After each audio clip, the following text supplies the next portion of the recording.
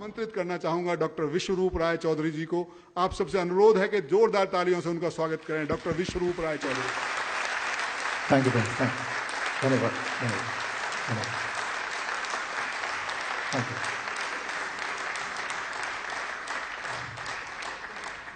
अभी एक रिसर्च से पता चला है कि जो लोग इस तरह के सेमिनार में आके तालियां बजाते हैं उनकी उम्र 15 साल ज्यादा होती है। Thank you, thank you, thank you. Honorable Mr. and Mrs. Dalmia, R.R. Fuliaji and my dear friends, it's my opportunity to share a new topic, that is high cholesterol or medical fraud. सीधे topic पे आते हैं, मुद्दे पे आते हैं। High cholesterol क्या है अगर आपको पता है तो ये लेक्चर आपके लिए आसान है, और हाई कोलेस्ट्रॉल या कोलेस्ट्रॉल क्या है अगर आपको नहीं पता तो ये लेक्चर आपके लिए और आसान है, क्योंकि जो भी कुछ आपको पता है दैट इज जस्ट रॉन्ग।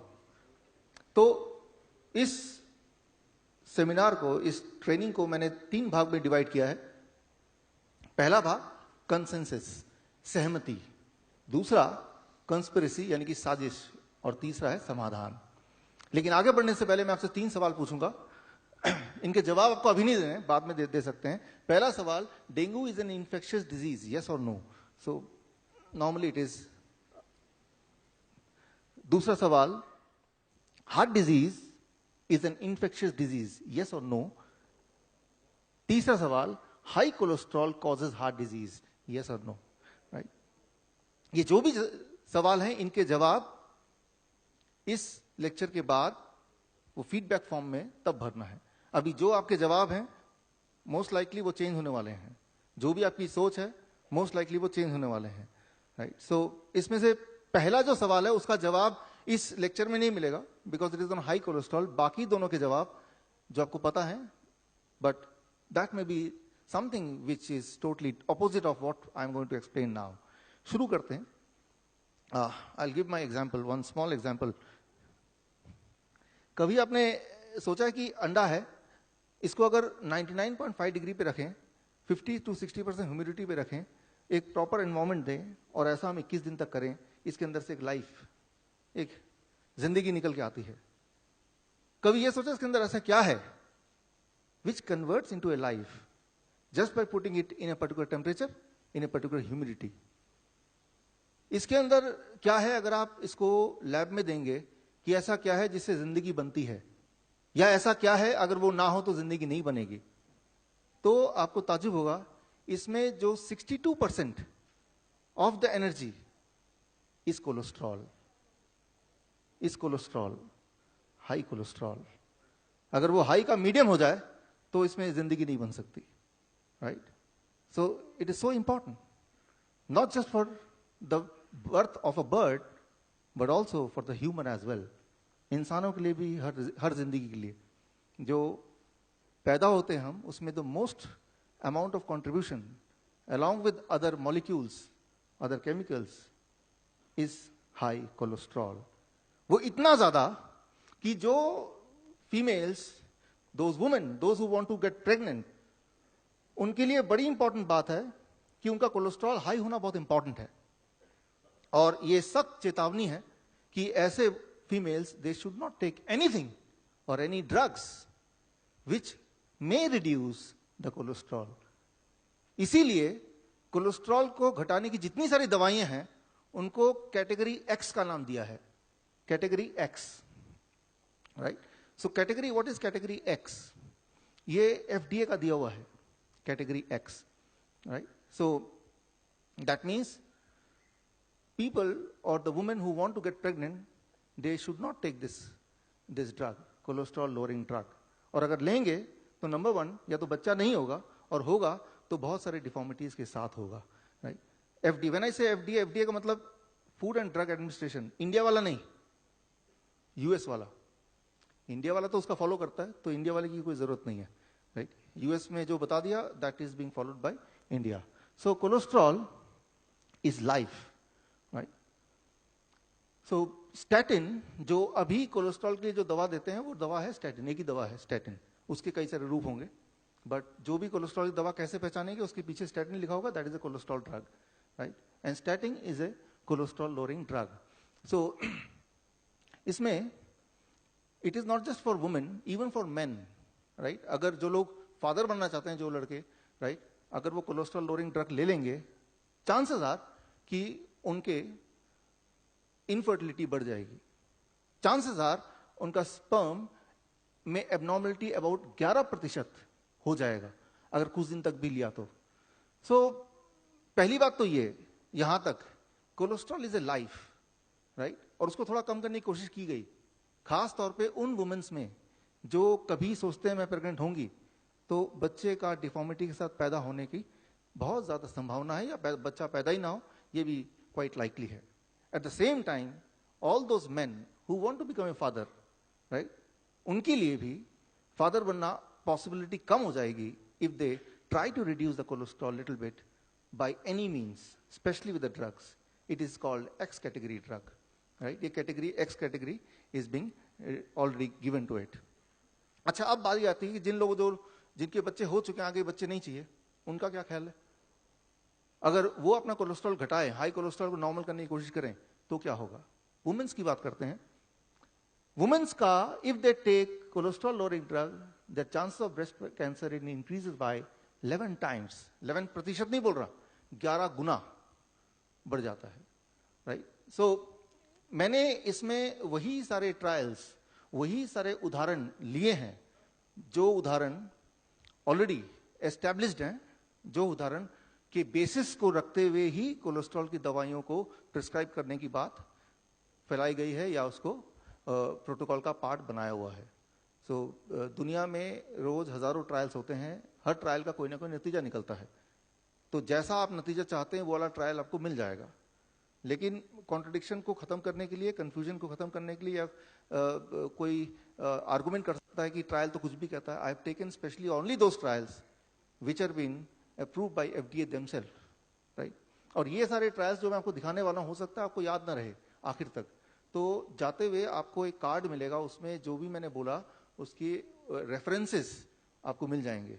क्योंकि जब आप जाएंगे, कोई डॉक्टर या आपका दोस्त कोई कॉन्फ्रेंट करेगा और आप ये सारी बात बताएंगे, तो हो सकता है कि उनको विश्वास ना हो या वो खारिज कर दें, और फिर आप कंफ्यूजन में होंगे। So whatever I am going to say today, right, you are going to get a card, उसमें वो सारे मेडिकल रेफरेंसेस होंगे, राइट, मेडिकल जर्नल्स के पूरे रेफरेंस, एंड देन उसको उस रेफरेंस तक आप पहुंच सकते हैं इजीली, वो पूरा लिंक्स आपके पास होगा।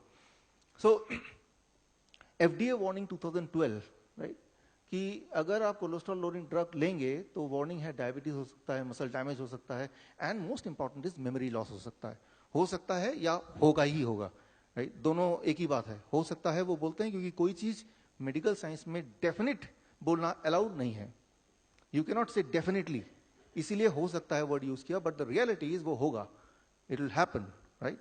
सो स्पेशली यहां पे तीनों में से सबसे ज्यादा इंटरेस्टिंग है out of all this memory loss. Interesting बात यह है कि हमारा ब्रेन, उसको पूरा खोल के आप देखें तो उसमें भी 50% ज्यादा कोलेस्ट्रॉल है, और ब्रेन अपना कोलेस्ट्रॉल खुद बनाता है, बॉडी से नहीं लेता। कोलेस्ट्रॉल इतना इंपॉर्टेंट है, और कहीं जो ब्रेन ने कोलेस्ट्रॉल बनाया वो बॉडी ना ले ले, तो भगवान ने एक बैरियर बना दिया, ऐसे कहते हैं ब्लड ब्रेन बैरियर, राइट? तो ब्रेन अपना कोलेस्ट्रॉल खुद बनाता है, वो किसी और से शेयर नहीं करता है, और पूरे बॉडी का जो टोटल कोलेस्ट्रॉल है उसका 25% is being utilised by the brain themself, जबकि पूरे बॉडी का अगर वेट करें, ब्रेन का वेट है about 1 to 2% of the whole body, जबकि कोलेस्ट्रॉल की यूटिलाइजेशन अबाउट 25%। तो जैसे ही आप कोई दवा लेंगे, कोलेस्ट्रॉल को घटाएंगे, तो ब्रेन की कोलेस्ट्रॉल घटते ही मेमोरी लॉस, एंजाइटी या रेस्टलेसनेस या बहुत सारे और बीमारियों की शुरुआत हो जाती है। हो जाएगी कि नहीं? हो जाती है। That is it has to happen because your brain functions more less on cholesterol, right? So अब सवाल ये आता है कि जब क्लियर इतने एविडेंसेस हैं, all the evidence are very clear, right, clear cut है, तो फिर ये कोलेस्ट्रॉल दवा देते क्यों है डॉक्टर? उसका खास कारण है, it is not a medical science, it is A medical culture. अच्छा, साइंस क्या होता है? साइंस ये होता है कि जो हर बार वो डुप्लीकेट हो सके, 2 into 2 4, दैट इज, वो इधर भी 4 है, फ्रांस में भी 4 होगा, जर्मन में जाएंगे वहां भी 2 into 2 4 ही होगा, तो हो गया साइंस। एक होता है कल्चर, यानी कस्टम, राइट? जैसे प्रथा, हमारे हिंदू धर्म की कुछ प्रथा है या प्रथा रही है, तो प्रथा हर जगह के अलग अलग हो सकते हैं, और प्रथा के लिए कोई साइंस की जरूरत नहीं, कोई लॉजिक की जरूरत नहीं, वो प्रथा है, वो अपने आप में लॉजिक है, right? Medical science, it is not medical science, it is medical culture. मैं उदाहरण देता हूं आपको। मान लो इंडिया में, यहां पे आप किसी डॉक्टर के पास जाते हैं, बोलते हैं, एक मेडिकल कंडीशन लेते हैं, फटीग, डॉक्टर मैं थका थका सा महसूस करता हूं। जब भी ये बोलेंगे, बोल के देखिए कि डॉक्टर मैं थका थका महसूस कर, जब भी किसी डॉक्टर बोलेंगे सबसे पहले बोलेगा अपना ब्लड शुगर टेस्ट कराओ। लेकिन यही वाला सवाल, यही वाली मेडिकल कंडीशन अब यूएस में जाके बोलेंगे कि मैं थका थका फील करता हूं, सबसे पहले वो आपका ब्लड प्रेशर लेगा, ब्लड शुगर नहीं लेगा। लेकिन जर्मन में, जर्मन डॉक्टर होगा तो वो कार्डियक इनसफिशिएंसी बताएगा, हार्ट से जोड़ेगा उसको। फिनलैंड में यही सवाल पूछेंगे कि मुझे थका थका महसूस होता है, वो आपको सीधा ऑन्कोलॉजिस्ट, कैंसर डिपार्टमेंट भेज देगा। फ्रांस में यही सवाल पूछेंगे कि मैं थका थका फील करता हूं, वो बोलेगा एक हफ्ते की छुट्टी ले लो, enjoy red wine and come back. And incidentally सारे के सारे करेक्ट हैं। उसका शुगर का इलाज शुरू हो जाएगा, वो ठीक फील करेगा, उसका ब्लड प्रेशर की गोली शुरू हो जाएगी, वो भी ठीक फील करेगा, जो एक हफ्ता को छुट्टी लेके वापस आएगा वो भी ठीक फील करेगा, right? It is not a medical science, it is A medical culture. और कल्चर तो ऐसा है कि जिसका कोई साइंस होने की जरूरत नहीं है। मेडिकल साइंस नाम जरूर है, इट इज ए कल्चर। पिछले दिनों जापान में हमारे एक नए पार्टनर बने, डॉक्टर स्माइल, उनकी कंपनी है डॉक्टर स्माइल लिमिटेड, आप नेट पे जाएंगे, बहुत बड़ी कंपनी है। मैंने उनसे पूछा कि इंडिया में heart disease is the highest, Japan में heart disease in the world is the lowest, तो ऐसा कैसे? कुछ तो होगा ना अनोखा, तो so that we can do that, उसको हम यहां अपना लें। उनका कहना है कि वो इसलिए कम है हार्ट डिजीज, या हार्ट डिजीज से डेथ, या हार्ट अटैक से death rate is very less, lowest in Japan, because वहां पे हार्ट अटैक से मरना बुरी बात मानी जाती है। मतलब दिल कमजोर है, हार्ट से डेथ हो गया, हार्ट डिजीज से, दिल कमजोर दिल का आदमी है, राइट? तो कोई भी नहीं चाहेगा कि उसके पिताजी, उसके भाई या उसके रिश्तेदार को कमजोर दिल का बोला जाए। इसलिए जब भी किसी की डेथ होती है सडन, तो वो हार्ट डिजीज नहीं लिखते, वहां पे ब्रेन स्ट्रोक से डेथ होना बहुत अच्छी बात मानी जाती है, यानी कि इंटेलिजेंट था, दिमाग बड़ा तेज था, दिमाग का बड़ा यूज होता था, तो वहां पे highest amount of brain stroke in the world. अब अंडरस्टैंड कीजिए, हार्ट डिजीज और ब्रेन स्ट्रोक का कॉमन कॉज क्या है? ब्लॉकेज। ये कैसे हो सकता है कि वहां पे हार्ट डिजीज बिल्कुल ही लो है, heart attack rate and brain stroke rate बिल्कुल ही हाई है? मैं ये बोलना चाह रहा हूं कि जब भी डेथ सर्टिफिकेट बनता है, या डब्ल्यूएचओ कैसे पता लगाती है कि कहां पे सबसे ज्यादा हार्ट डिजीज है, कहां पे सबसे ज्यादा ब्रेन स्ट्रोक के पेशेंट हैं? डब्ल्यूएचओ के पास एक ही टूल है, दैट इज वो वहां के डेथ सर्टिफिकेट के रिकॉर्ड्स को चेक करती है, and that becomes the data. But वो रिकॉर्ड अपने आप में कितना ऑथेंटिक है, ये इस बात से पता चलेगा, दैट इज जर्मन साइंटिस्ट, उन्होंने ये प्रूव किया कि जो डेथ सर्टिफिकेट में लिखा जाता है, अक्सर एटलीस्ट आधे टाइम वो एक्चुअली होता नहीं है। क्योंकि किस चीज से इंसान मरा है, वो उसकी शक्ल देख के आप अंदाजा नहीं लगा सकते, वो अंदाजा गलत हो सकता है। सिर्फ एक्यूरेट तब पता चलेगा जब ऑटोप्सी करेंगे, कोरोनर, जो लोग ऑटोप्सी करते हैं वो कोरोनर। लेकिन इंडिया की बात करें तो हर 100 डेथ में सिर्फ एक, जिसका डेथ थोड़ा सस्पिशियस होता है, वो कोरोनर के पास जाता है। कोरोनर बहुत ज्यादा नहीं इंडिया में, वेरी लेस, राइट? तो जो डेथ रेट, उसका जो सर्टिफिकेट है, उसके बेसिस पे कोई कंक्लूजन है, that conclusion can be a medical culture, it may not be a medical science, right? Culture मतलब कस्टम, कस्टम मतलब रीति रिवाज, रीति रिवाज मतलब हमारे पास्ट के बिलीव क्या थे, उसका इन्फ्लुएंस होना, उससे बना है ये सारा मेडिकल सिस्टम। अब आज हमारी बात करनी है हमें हाई कोलेस्ट्रॉल, कोलेस्ट्रॉल की दवा क्यों चलती है, कोलेस्ट्रॉल क्या होता है, कोलेस्ट्रॉल से जुड़ा हुआ सारा कुछ। ये सारा कुछ कब शुरू हुआ? 1940 और 50s में heart death rate, heart attack ज्यादा होने लगे पूरी दुनिया में। तो एक साइंटिस्ट या एक न्यूट्रिशनिस्ट थे, उनका नाम था एंसल कीज। उनको यूएस गवर्नमेंट ने काम दिया कि आप ये पता लगाओ कि हार्ट अटैक होते क्यों हैं, उसका कॉज क्या है। इसके लिए उनको $20,000 मिलियन उस समय का ग्रांट किया, और सालों साल उन्होंने डेटा इकट्ठा किया, और फाइनली 1975 में उन्होंने एक ग्राफ दुनिया के सामने रखा। इस ग्राफ में इन्होंने प्रूव किया, आप देखिए यहाँ पे 7 कंट्री स्टडी के नाम से पॉपुलर हुआ, कि जो देश के लोग कम फैट या जो देश लोग कम कोलेस्ट्रॉल खाते हैं या जिनका कोलेस्ट्रॉल कम होता है, राइट, उनकी हार्ट डेथ रेट भी कम होती है, right. Can you see this? So here the death rate is less if the cholesterol is less. जिन देश में ज्यादा कोलेस्ट्रॉल खाया जाता है या ज्यादा फैट खाया जाता है उनमें डेथ रेट भी ज्यादा है. तो पहली बार दुनिया को 1975 में एक नया थ्योरी मिला कि ज्यादा कोलेस्ट्रॉल मतलब ज्यादा हार्ट डिजीज, कम कोलेस्ट्रॉल मतलब कम हार्ट डिजीज. लेकिन यहां पे एक इंटरेस्टिंग बात है. मान लेते हैं कि ये सारा कुछ, फिर मैंने आपको बताया ना वो डेथ सर्टिफिकेट पे बेस्ड डेटा है, लेकिन एक बार को अगर ये मान लें कि ये सच भी है, कम फैट कंजम्पशन मीन्स कम हार्ट डिजीज, ज्यादा fat and cholesterol consumption means ज्यादा हार्ट डिजीज. ऐसा इन्होंने 7 कंट्री स्टडी का पूरा रिपोर्ट सामने रखा. लेकिन मैं आपको हम और आप मिलकर एक नया ट्रायल करते हैं. जितने भी लोग मरते हैं उनके बाल देखते हैं और हम ये देखते हैं कि ज्यादातर लोग जिनकी मृत्यु हुई है उनके बाल सफेद थे. इसका मतलब सफेद बाल कारण है मृत्यु का, राइट. तो हम एक फॉर्मूला, एक प्रोडक्ट निकालते हैं, काली मेहंदी. ये मेहंदी लगा लो तो मृत्यु का कारण भी घट जाएगा. So try to understand. ये जरूर है, ये करेक्ट है कि जो लोग मरेंगे उनमें ज्यादातर लोगों के सफेद बाल होंगे, लेकिन क्या that is called correlation. But correlation may not be the cause. वो कारण नहीं हो सकता, वो पैरेलल कोरिलेशन हो सकता है. So correlation may not be the cause. ये हो सकता है कि कोलेस्ट्रॉल ज्यादा भी है और उनको हार्ट की डिजीज भी है. जैसे जिनके सफेद बाल हैं यानी कि उनकी उम्र ज्यादा है तो उन्हीं में से किसी की मरने की संभावना है. लेकिन बाल को अगर हम आर्टिफिशियली काला कर देंगे तो हमारी आयु बढ़ जाएगी, ऐसा नहीं है. In the same way correlation may not be the cause. लेकिन इंटरेस्टिंग बात यहां पे मेडिकल साइंस एजम्पशन की साइंस है. उन्होंने ये देखा कि कोलेस्ट्रॉल ज्यादा तो डेथ रेट ज्यादा, इसका मतलब ऑटोमेटिकली कोलेस्ट्रॉल कम तो death rate come. That means किसी का कोलेस्ट्रॉल कैसे भी कम कर दो, उम्मीद है कि डेथ रेट कम हो ही जाएगी. इस आधार को मानते हुए कोलेस्ट्रॉल की सारी ड्रग्स को अप्रूवल मिल जाता है. कोई भी ड्रग जो पहली आई, दूसरी आई, तीसरी आई, इस अजम्पशन पे कि हम दवा देंगे, कोलेस्ट्रॉल की दवा और कोलेस्ट्रॉल लोगों का घट जाएगा, expectedly heart disease, heart death rate भी घट जाएगा. That was the initial thing. और ऐसा, लेकिन साथ में नजर भी रखेंगे कि ऐसा एक्चुअली हो रहा है जैसा हमने सोचा था. बिल्कुल वैसे जैसे कि हमने मेहंदी बांट दी और फिर उन लोगों पे नजर रखा कुछ दिनों तक कि देखते हैं जब जो मेहंदी लगाने वाले लोग और ये लोग जो मेहंदी खरीद नहीं सकते, लगा नहीं सकते, इनमें से क्या इनकी डेथ रेट ज्यादा है या इनकी डेथ रेट ज्यादा है. और लेकिन ऐसा 10 साल तक करेंगे, तब तक कई लोग ऑलरेडी खरीद चुके होंगे, कई लोग और भी मर चुके हैं. फाइनली एक कंक्लूजन आएगा, उस कंक्लूजन पे फिर अमेंडमेंट होगा. That is what is called medical science. I call it medical culture.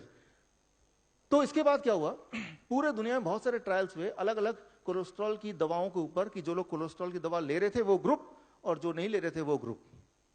और ऐसा सालों साल हुआ, 10 साल, 20 साल, 30 साल. और उनके सारे डेटा कलेक्ट करते गए कि देखते हैं जो लोग कोलेस्ट्रॉल की दवा ले रहे हैं क्या उनकी डेथ रेट कम है इन कंपैरिजन टू जो लोग नहीं ले रहे हैं, राइट. तो ये ट्रायल एग्जैक्टली होता कैसे है. तो एक ट्रायल का मॉक ट्रायल, मैं इसको बोलूंगा मॉक ट्रायल, राइट. यूं ही एक ट्रायल, नाटकीय ट्रायल एक यहां पे करके देखते हैं ताकि आपको थोड़ा अंदाजा लगे कि ट्रायल एग्जैक्टली कैसे होता है.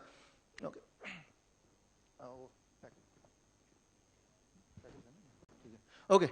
तो मान लीजिए मैं कोलेस्ट्रॉल ट्रायल करना चाहता हूं. ये हमारा पूरा ट्रायल का वॉलंटियर्स हैं, आप लोग वॉलंटियर्स हैं. इसमें 2 ग्रुप बना दिए. ग्रुप 1 ये सारे, राइट, और ग्रुप 2 ये दोनों तरफ के, क्योंकि ये दोनों तरफ में जितने सीट्स हैं उतने ही सीट्स बीच में भी हैं. ग्रुप 1 जो स्टैटिन कोलेस्ट्रॉल लोडिंग ड्रग लेंगे अगले 1 साल तक, और ग्रुप 2 ये लोग नहीं. और 1 साल में देखते हैं क्या होता है. 1 साल बाद हम देखेंगे इनमें से कितने लोग की डेथ हो गई हार्ट डिजीज से और बाकी में से कितने की डेथ हो गई, तो सामने क्लियर हो जाएगा. तो ऐसा इन्होंने किया और ऐसा इन्होंने इतने सारे ट्रायल्स किए. ये वो ट्रायल्स है जिनको एफडीए ने इंक्लूड किया अपने डिसीजन मेकिंग के लिए, इसीलिए मैंने इनका नाम लिया. इन सारे ट्रायल का जो निचोड़ है, उन निचोड़ को हिंदी इंग्लिश में बोलते हैं मेटा एनालिसिस. सारे ट्रायल को मिला दिया, अब फाइनल कंक्लूजन क्या है, that is important, that is called Meta analysis. Meta analysis ये कहती है 172 people taking statin for 1 year will prevent only 1 heart attack. इसको मैं ट्रांसलेट करता हूं कि मान लीजिए यहाँ पे एग्जैक्टली ये कुर्सियां भी मेरे ख्याल से 180 के करीब है या 200 के करीब है. 172 लोग यहाँ बैठे हैं और इधर मिला के 172 लोग बैठे हैं. तो 1 साल तक हमने आप वाले ग्रुप में स्टैटिन दिया, दवा दी, और आपका 1 साल में 9 लोग हार्ट अटैक से मरे और इस ग्रुप में 10 लोग मरे, तो कितने का डिफरेंस हो गया? 1। तो ये 1 का डिफरेंस काफी है मेडिकल साइंस के लिए कि देखा ये लोग स्टैटिन खा रहे थे, कम से कम एक डेथ रेट तो एक आदमी तो बचा ना, राइट? तो ये बेसिस है। अच्छा, मान लेते हैं ये बेसिस है भी, लेकिन बाकी जो 171 लोग हैं उनको तो कोई फायदा नहीं हुआ ना। अच्छा, ये भी मान लेते हैं क्या उनको कोई नुकसान हुआ, एक करके देख लेते हैं। तो मेरे पास ना ये इन ग्रुप को तो दवा देनी पड़ेगी, इनको तो कुछ करना ही नहीं, तो इनको प्लेसबो देंगे। प्लेसबो मतलब नकली दवा, जो उनको लगेगा कि वो दवा ले रहे हैं, but in reality they are not taking anything. तो आप में से कोई 4-5 लोग आ जाएं, तो मेरे पास दवाइयां हैं, मैं बांट दूंगा अभी। तो एक्चुअली देखते हैं क्या होता है। प्लीज 4-5 पीपल, ये बीच वाले ग्रुप में बांटना है प्लीज। कोई 2 नहीं लेगा दवा, एक ही एक पैकेट लेना है बीच वाले ग्रुप में से। हाँ, थोड़ा इनको दे दीजिए, सॉरी। हाँ, बीच वाले ग्रुप में आगे से डिस्ट्रीब्यूट करना है, देख के।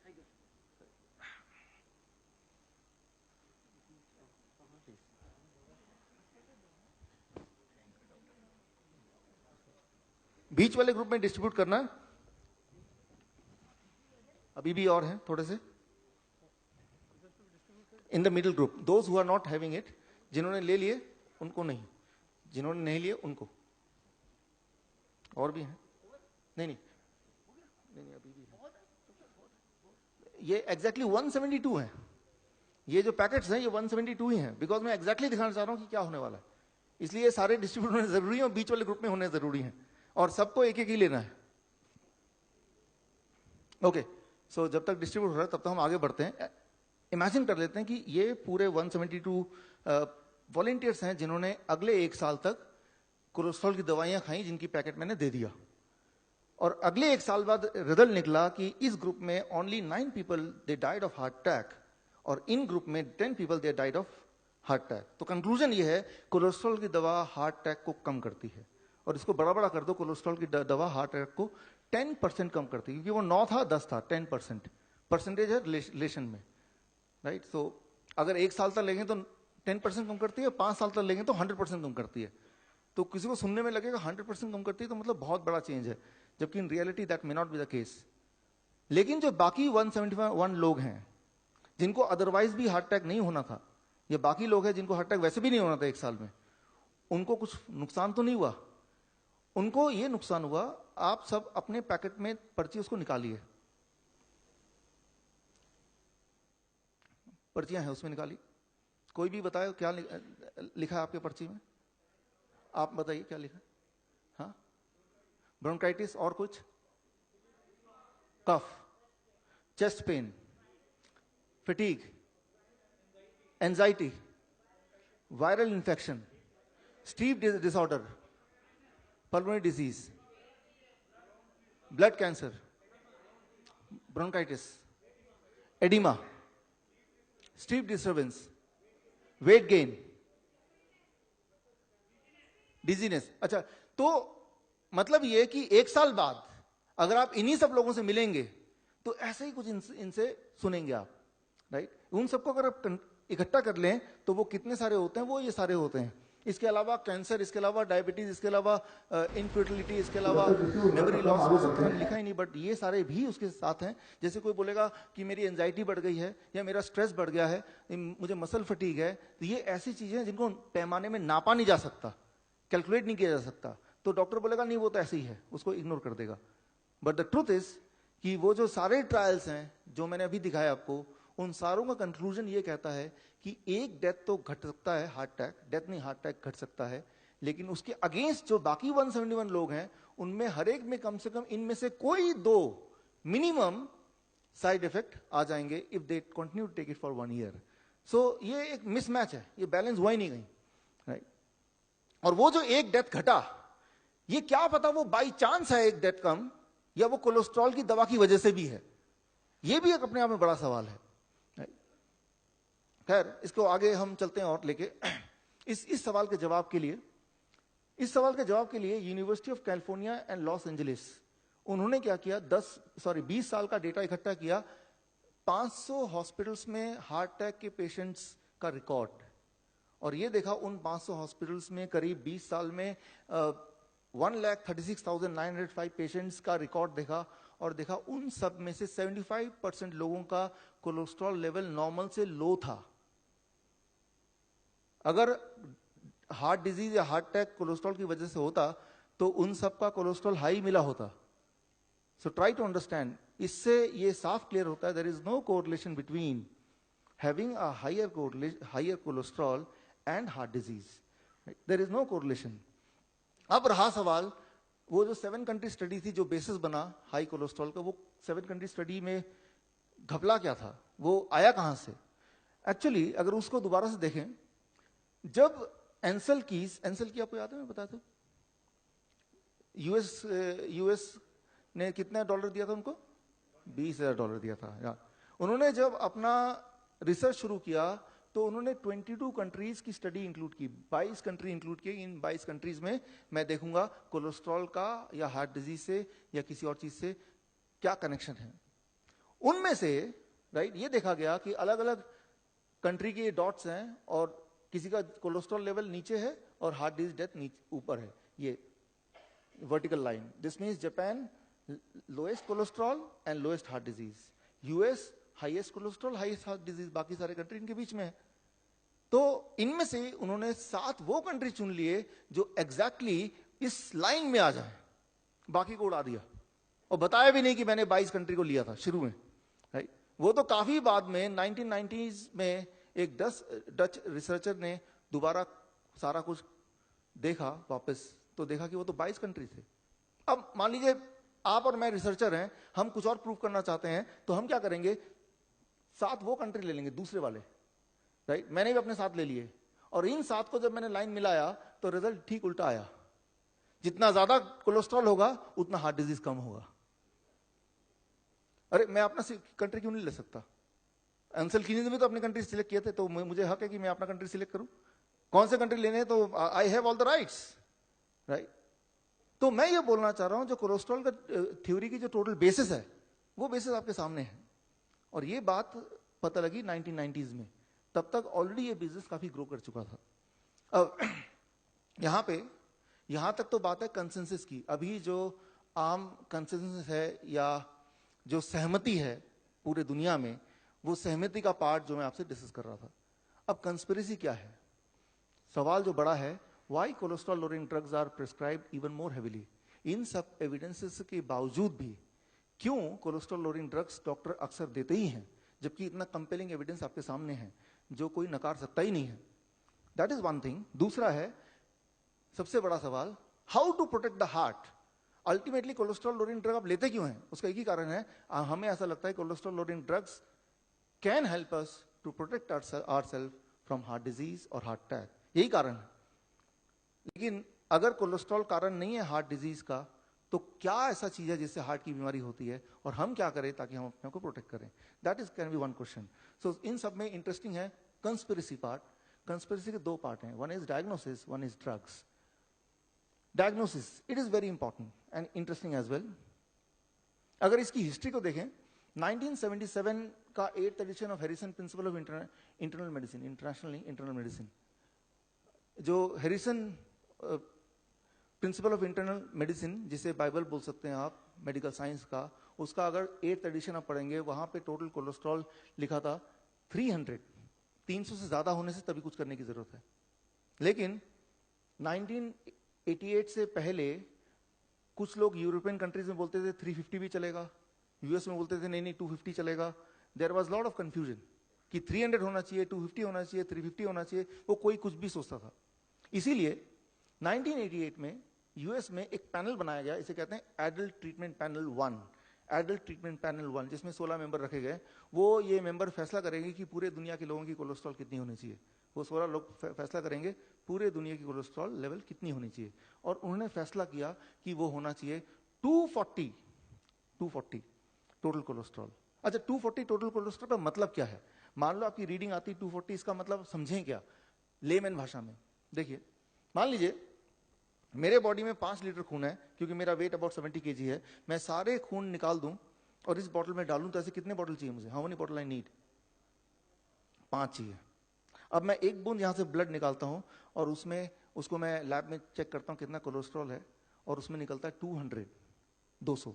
इसका मतलब मेरे 1 लीटर खून में 2 ग्राम कोलेस्ट्रॉल है, राइट, टोटल कोलेस्ट्रॉल है। अच्छा 2 ग्राम कितना होता है? एक चिप्स 1 ग्राम है, 2 चिप्स 2 ग्राम। सो अगर आपकी टोटल कोलेस्ट्रॉल रीडिंग 200 आती है, इसका मतलब आपके 1 लीटर खून में 2 ग्राम कोलेस्ट्रॉल है, दैट्स ऑल। ये है टोटल कोलेस्ट्रॉल। लेकिन इन्होंने एक नया चीज ऐड कर दिया ATP1 में, एडल्ट ट्रीटमेंट पैनल में, कोलेस्ट्रॉल, टोटल कोलेस्ट्रॉल 240 होना चाहिए, साथ में एक और चीज ऐड कर दी। वो what is that? LDL। LDL कौन सा वाला कोलेस्ट्रॉल होता है? खराब वाला, बैड कोलेस्ट्रॉल। देखिए हमारी बॉडी कोलेस्ट्रॉल एक ही तरह का बनाती है, अलग अलग तरह का नहीं बनाती है। एक गुड कोलेस्ट्रॉल, एक bad cholesterol, nothing like that. For example, Sharma ji हमारे, AK शर्मा जी, हाँ सर वहीं से बस। जैसे हमारे शर्मा जी हैं, ये गुड शर्मा जी और बैड शर्मा जी नहीं है, सिर्फ एक ही शर्मा जी हैं। लेकिन किसी दिन ये ऑफिस में ऑटो में जाते हैं, कपड़े भी खराब होते हैं, लेट पहुंचते हैं, सब लोग बोलते हैं बैड शर्मा जी आ गए। वही अगर कोट टाई पहन के वो कार में जाते हैं, टाइमली पहुंचते हैं, कपड़े भी गंदे नहीं होते, गुड शर्मा जी आ गए। तो डिपेंडिंग ऑन कि शर्मा जी कौन से कपड़े पहन के जा रहे हैं और किस वाहन में जा रहे हैं, Sharma ji becomes good Sharma ji, bad Sharma ji. Similarly body जो कोलेस्ट्रॉल बनाती है वो कोलेस्ट्रॉल एक ही बनाती है, लेकिन वो कोलेस्ट्रॉल को ट्रेवल करते वक्त क्या वो ऑटो में ट्रेवल कर रहा है तो उसे बोल देंगे bad cholesterol, LDL, low density lipoprotein. या वो मर्जीज में ट्रेवल कर रहा है तो उसे बोल देंगे good cholesterol. In reality body अलग अलग कोलेस्ट्रॉल नहीं बना सकती, वो सिर्फ एक ही कोलेस्ट्रॉल बनाती है, that is the total cholesterol. उनमें से कभी शर्मा जी चाहे तो ऑटो में जाएंगे, कभी वो कार में जाएंगे, वो तो सिचुएशन के हिसाब से जो मिलेगा उसमें जाएंगे। Thank you Sharma ji. अब जब भी आप शर्मा जी मिलेंगे तो आपको ये थ्योरी जरूर याद आएगी। Thank you friends, thank you. तो पहली बात तो ये याद रखिए, cholesterol is not bad not good. फिर भी जो डिफरेंशिएशन है दैट इज बिकॉज वो ट्रेवल कैसे कर रही है बॉडी में, ट्रेवल करते वक्त वो कौन सा वाहन यूज कर रही है, that makes good and bad. उसमें से किसको बैड बोले किसको गुड बोले ये भी अपने आप में कंट्रोवर्सी है। फॉर एग्जाम्पल मैं तो बोलता हूँ ऑटो में इज गुड बिकॉज वो लेस पोल्यूशन होगा, पैसे भी कम खर्चे होंगे, टेंशन भी नहीं है, पार्किंग की भी दिक्कत नहीं है। It is up to me, मैं किसको अच्छा मानूंगा किसको बुरा मानूंगा।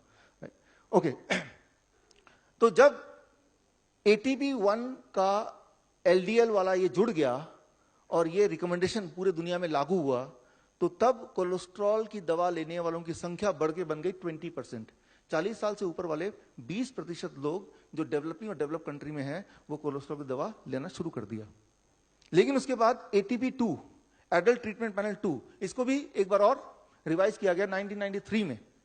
तब इसको 240 रखा प्लस LDL रखा, एक और नई चीज आ गई HDL, हाई डेंसिटी लिपोप्रोटीन की, ये भी इंपॉर्टेंट है आज से।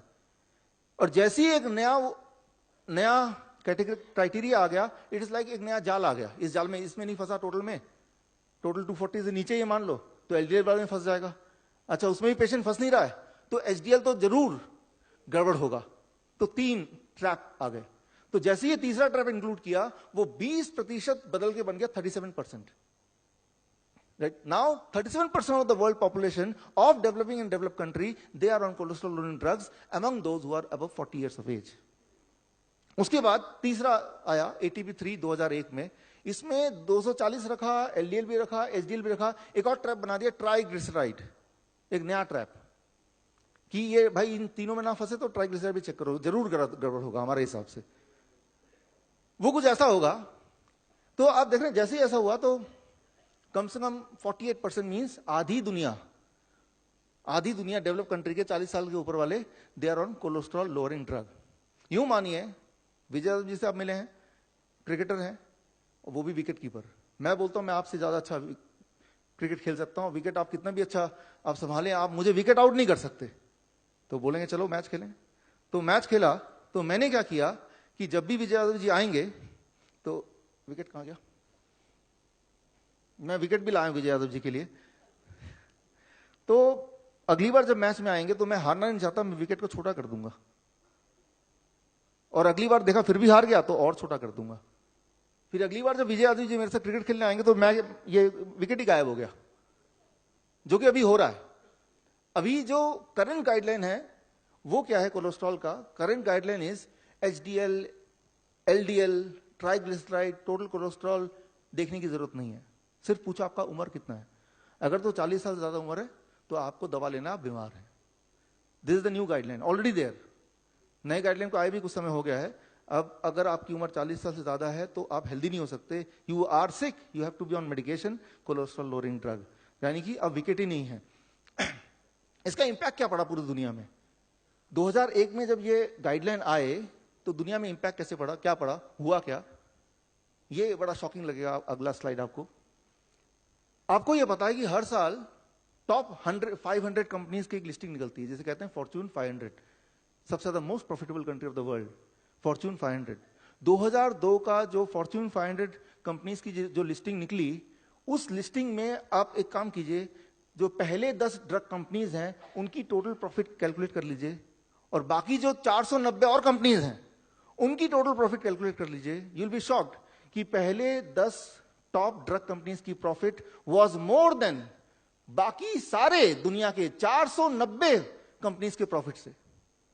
That was a change, that was a change, right? So clear impact आपको दिख रहा है कि किस तरह से वो ट्रांसलेट हो रहा है into money, how it is getting translated.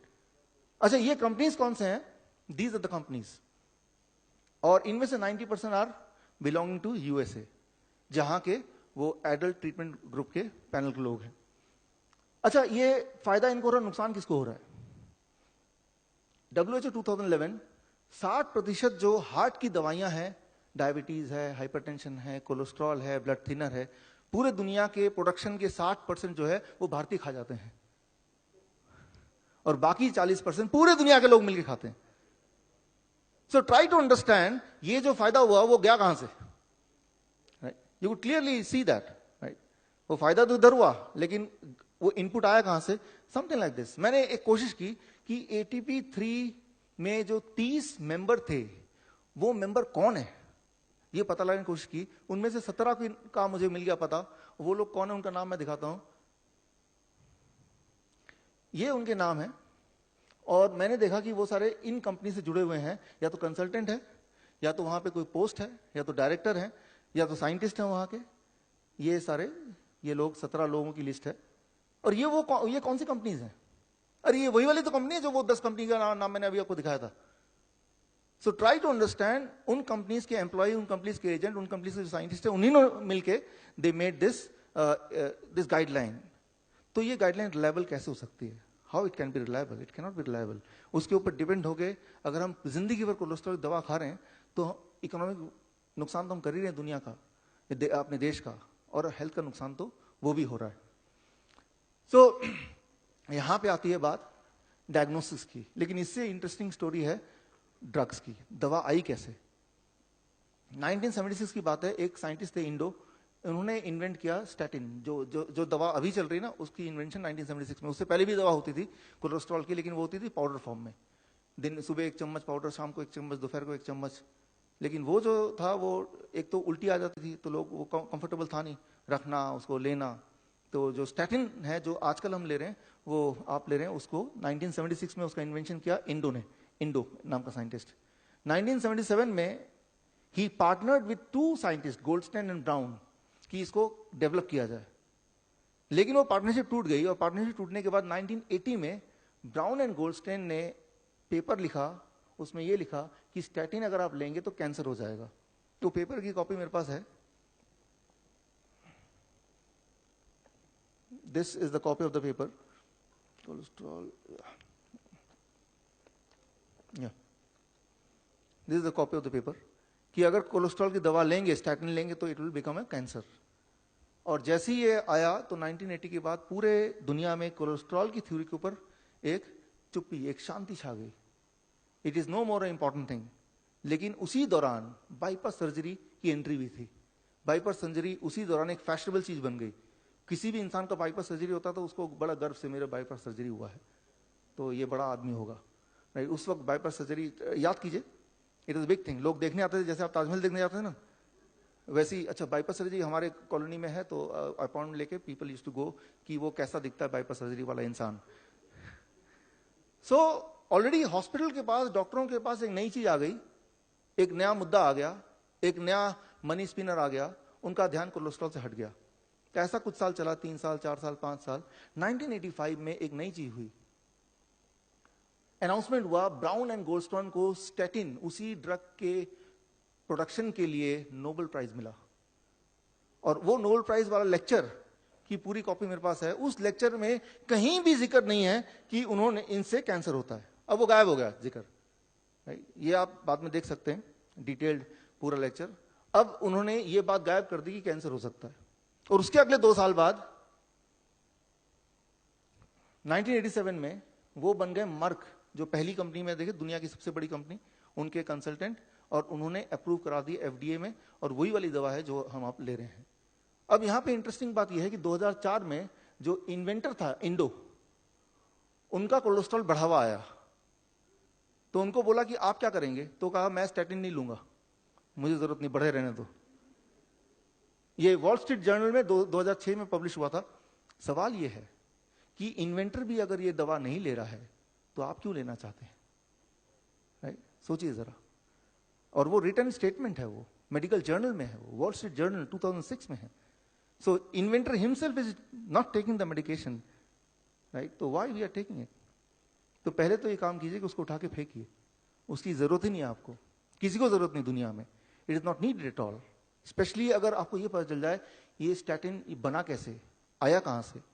हमें ये लगता होगा ना कि ये इसके पीछे कोई बहुत सारे हजारों साइंटिस्ट काम कर रहे हैं, दिन रात मेहनत कर रहे हैं, लाखों करोड़ों डॉलर्स खर्च हो रहे हैं, और फिर जाके एक दवा आई लैब में, न जाने क्या टेक्नोलॉजी लगा है, जबकि ऐसा कुछ नहीं हुआ। चाइना में, नॉर्थ चाइना में एक जगह है, वहां पे बहुत ठंड पड़ती है, वहां धूप नहीं निकलती, वहां पे एक तो पौधे उगते नहीं है, और उगते हैं तो वहां पे जो जानवर होते हैं या कीड़े मकोड़े पौधों को खा जाते हैं। तो भगवान ने कुछ पौधों को एक ताकत दी है कि जब भी कोई मच्छर या कोई कीड़े मकोड़े खाने आएंगे तो उस पर पॉइजन स्प्रे करने की एबिलिटी। रेड राइस प्लांट जिसे कहते हैं, छोटा सा पौधा, कि जब भी कोई उसको खाने आएगा तो वो पॉइजन स्प्रेड करेगा। तो यूएस की आर्मी ने वो पॉइजन ले लिया, वो प्लांट ले लिया, उसका पॉइजन ले लिया, अमेरिका ले आए कि देखें ये हमारे किसी काम का तो नहीं। आपको याद होगा या कुछ लोगों को पता होगा, हिटलर का कॉन्सेंट्रेशन कैंप के बारे में पढ़ा होगा आपने।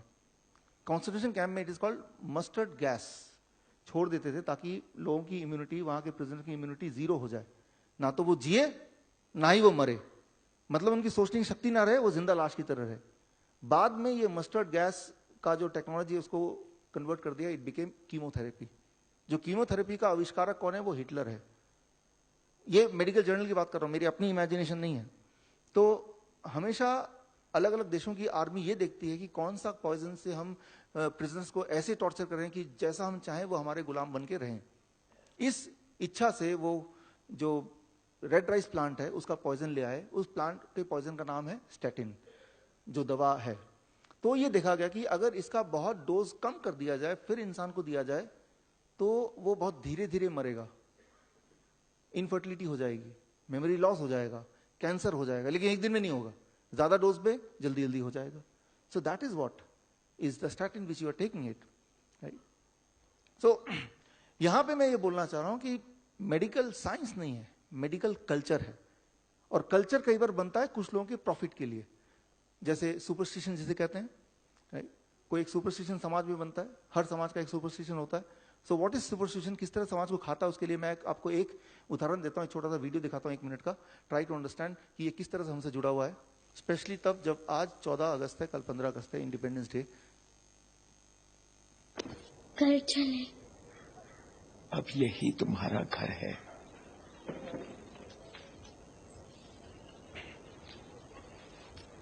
चल आ। पापा पापा हमको छोड़ो, हमने नहीं रहेंगे पापा, हमने नहीं रहेंगे। ब्राह्मण जिसके साथ चाहे सो सकते हैं, क्योंकि उसमें फायदा उस औरत का ही है।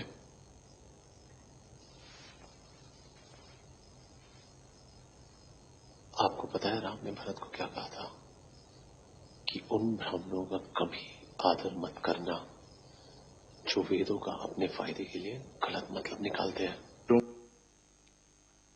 So thank you friends, thank you friends. कुछ नियम बनाए जाते हैं और वो नियम इसलिए बनाए जाते हैं सिर्फ इसलिए कि उससे कुछ लोगों का फायदा हो। लेकिन वो नियम को कहीं ना कहीं ऐसे जोड़ देते हैं लॉजिक से, इलॉजिक से, कि लोगों को जो विक्टिम्स होते हैं उनको भी उस नियम में कुछ ना कुछ ठीक ही लगता है, तो सब के सब चुप रहते हैं। जैसे आजकल नियम है, आजकल नियम है कि किसी ने अगर बोल दिया कि डायबिटीज ठीक हो सकता है, तो नियम है इंडिया में कि उसको जेल हो सकती है। किसी ने बोला कोलेस्ट्रॉल की जरूरत नहीं, जेल हो सकती है। Thank you friends. 3-4 बार तो मैं ही जेल जाने से बचा हूं, और हमारे कुछ एजुकेटर ऑलरेडी जेल के दर्शन करके आए हैं ऑलरेडी, राइट। सो यहां जो आप देख रहे हैं, अगर आपने जोर से बोला कि भाई कोलेस्ट्रॉल की जरूरत नहीं है, डायबिटीज ठीक हो सकता है, ब्लड प्रेशर ठीक हो सकता है बिना दवा के, तो that is a crime in India. वो क्राइम है, वो लॉ है कि वो क्राइम है। मेरे पास नोटिस आए हुए हैं कि अगर आपने दोबारा ऐसा कुछ बोला तो तैयार रहिए, 6 महीने की जेल हो सकती है, जुर्माना हो सकता है। तो जैसे उस समाज में एक लॉ था, एक कानून था जिसका कोई लॉजिक नहीं था, जो सिर्फ किसी इंसान के लिए, कुछ लोगों के प्रॉफिट के लिए था या किसी न किसी रूप से फायदे के लिए था। लेकिन इस तरह के जो कानून होते हैं हमेशा रहते नहीं है। कुछ लोग होते हैं आपके हमारी तरह जो समझते हैं इसको और समझ के कुछ ना कुछ करना चाहते हैं, इसीलिए इतने सारे बारिश के बावजूद भी आप सब यहां पे हैं। Thank you for coming.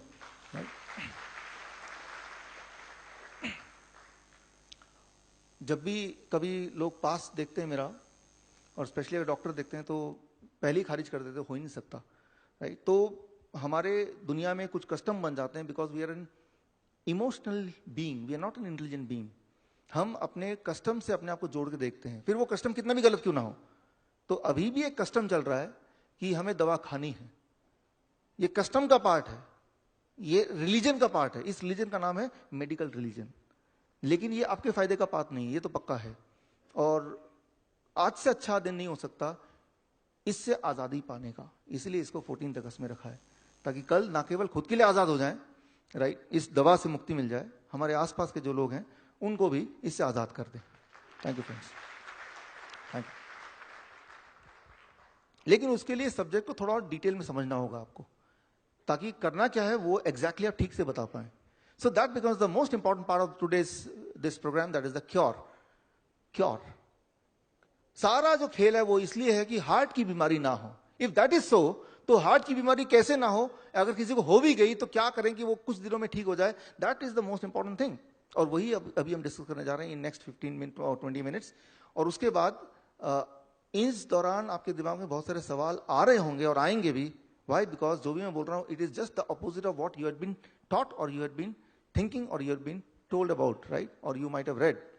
इसीलिए आपके दिमाग में बहुत सवाल आएंगे, तो जो भी सवाल है वो आप लिखते रहिए। इस मेरे लेक्चर के बाद will have a question answer round, उसमें भरपूर क्वेश्चन पूछिए, जितना हो सके क्वेश्चन पूछिए। इसलिए मत मान जाइए because I am saying, but you have to give your arguments, right. और जब सारे आर्गुमेंट डिस्कशन हो जाए, only then you believe, accept and then propagate. तो अब आता है क्योर का पार्ट। यहां पे हम डिवाइड करते हैं वुमेन्स एंड मेन। वुमेन्स के लिए क्या करना है, मेन्स के लिए क्या करना है। शुरू करता हूं वुमेन से। ब्रिटिश मेडिकल जर्नल, दुनिया का सबसे number 1 journal, most authentic journal, इस जर्नल का कहना है कि 19 बड़े स्टडीज हुए दुनिया में वुमेन्स के ऊपर, उनके कोलेस्ट्रॉल और हार्ट का कनेक्शन। और सारे स्टडीज से एक कंक्लूजन निकलता है, in case of womens there is no connection between heart disease and cholesterol. Is very clear. 2007 में सारे जितने सारे स्टडीज हुए, मेजर स्टडीज, उन सबका common conclusion, it came in British medical journal 2007, that there is no connection between cholesterol and heart disease.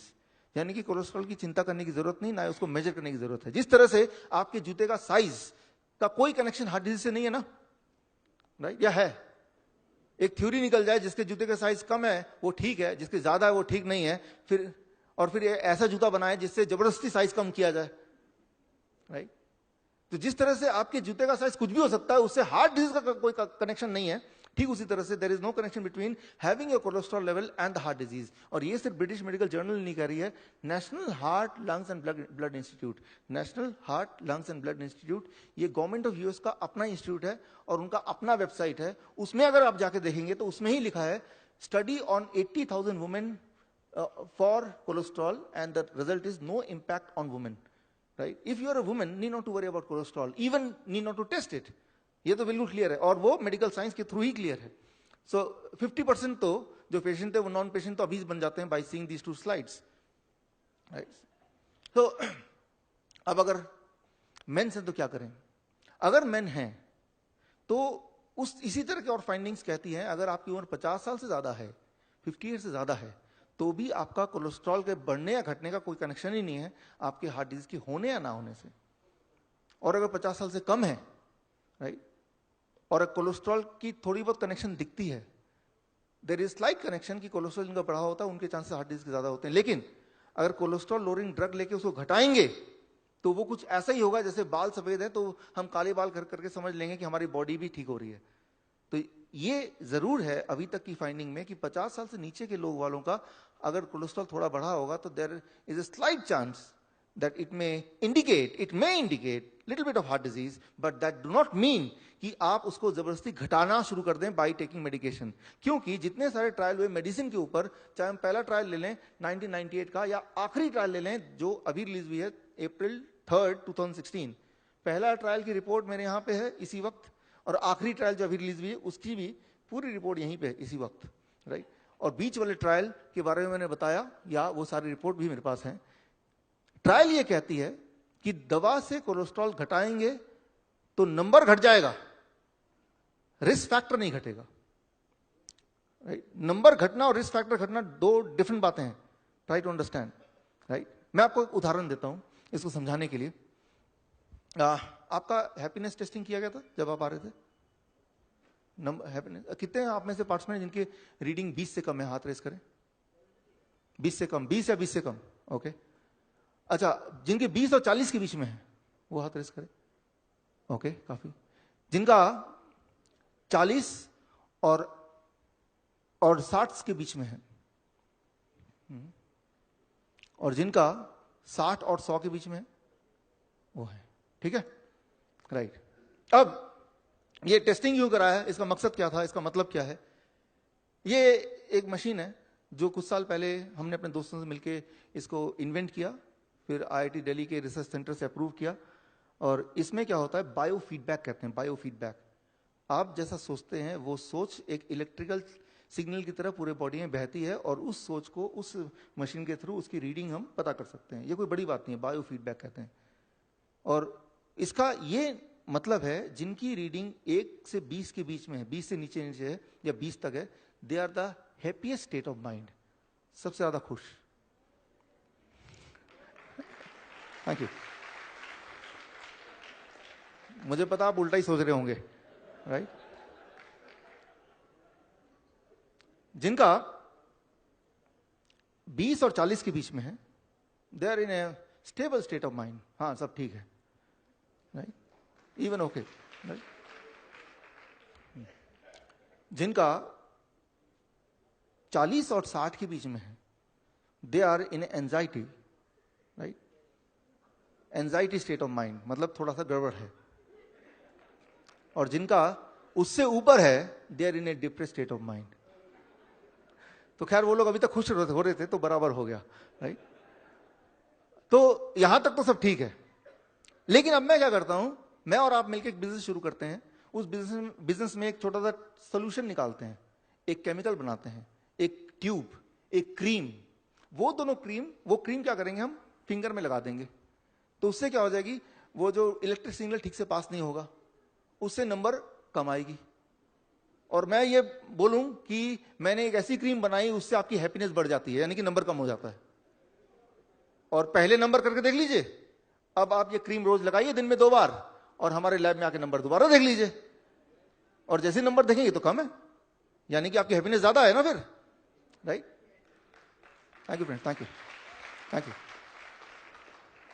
तो ये बात ठीक है कि जिनका नंबर कम है वो ज्यादा हैप्पी होंगे उस वक्त, अभी हो सकता है नंबर चेंज हो जाए, राइट। और जिनके नंबर ज्यादा हैं तो वो थोड़ा एंजाइटी में या सीरियस माइंड में होंगे। That is one part of it. ये यहां तक थ्योरी ठीक है।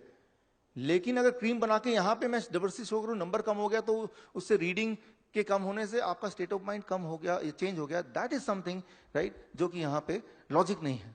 यहां पे दिस बिजनेस, इसे कहते हैं डिजीज मॉन्जरिंग।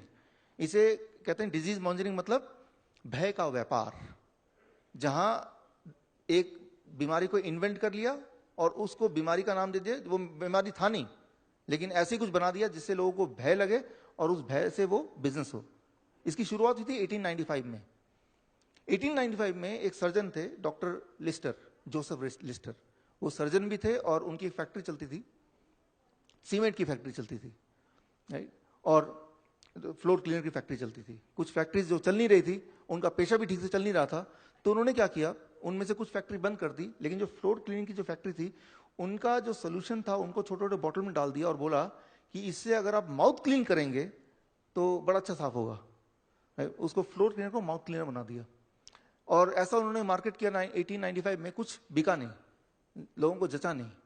फिर 5 साल बाद जब वो फेल हो गए, उन्हें आइडिया आया, मुंह के बदबू का एक नाम रखा उन्होंने, right, and then he started selling कि ये तो एक डिजीज है, right, it is a disease, halitosis, कि मुंह के बदबू को बोलते हैं हेलिटोसिस। अब डॉक्टर के पास जाते हैं, डॉक्टर क्या हो गया, डॉक्टर ने बोला आपको तो हेलिटोसिस की बीमारी है। अरे बाप रे, हेलिटोसिस है मुझे, तो क्या करना होगा, आपको ये लेना होगा। आप में से कुछ लोग लेते होंगे, डॉक्टर लिस्टर की वो प्रोडक्ट अभी तक सुपर हिट है, उसका नाम है लिस्ट्रीन। कितने लोग लेते हैं, राइट? सो लिस्ट्रीन, वो 1895 में वो पहला ऐसा प्रोडक्ट था जो डिजीज मॉनिटरिंग पे बेस्ड था, कि किसी भी एक सिचुएशन को एक डिजीज का नाम दे दिया, उससे भय पैदा हो गया और उससे आप वो खरीदना शुरू कर दिया, Listerine. So cholesterol is also a disease monitoring case. ये जरूर हो सकता है कि कुछ लोगों में 50 साल से नीचे वाले जो मेल्स हैं, हायर कोलेस्ट्रॉल में be little bit of risk for heart disease, but it certainly do not mean कि आप अगर स्टैटिन से उसको कम करेंगे तो रिस्क भी कम होगा। दैट इज समथिंग जो कि गड़बड़ है, राइट, वहां की नॉलेज गड़बड़ है। लेकिन ये कि जब तक आप दवा लेंगे नहीं तब तक वो बिजनेस होगा नहीं। खैर, अभी आज घर जाके क्या करेंगे, अभी आज घर जाएंगे तो what is the first thing you have to do, second step क्या होगा, थर्ड स्टेप क्या होगा, 3 स्टेप आपको बताने वाला हूं।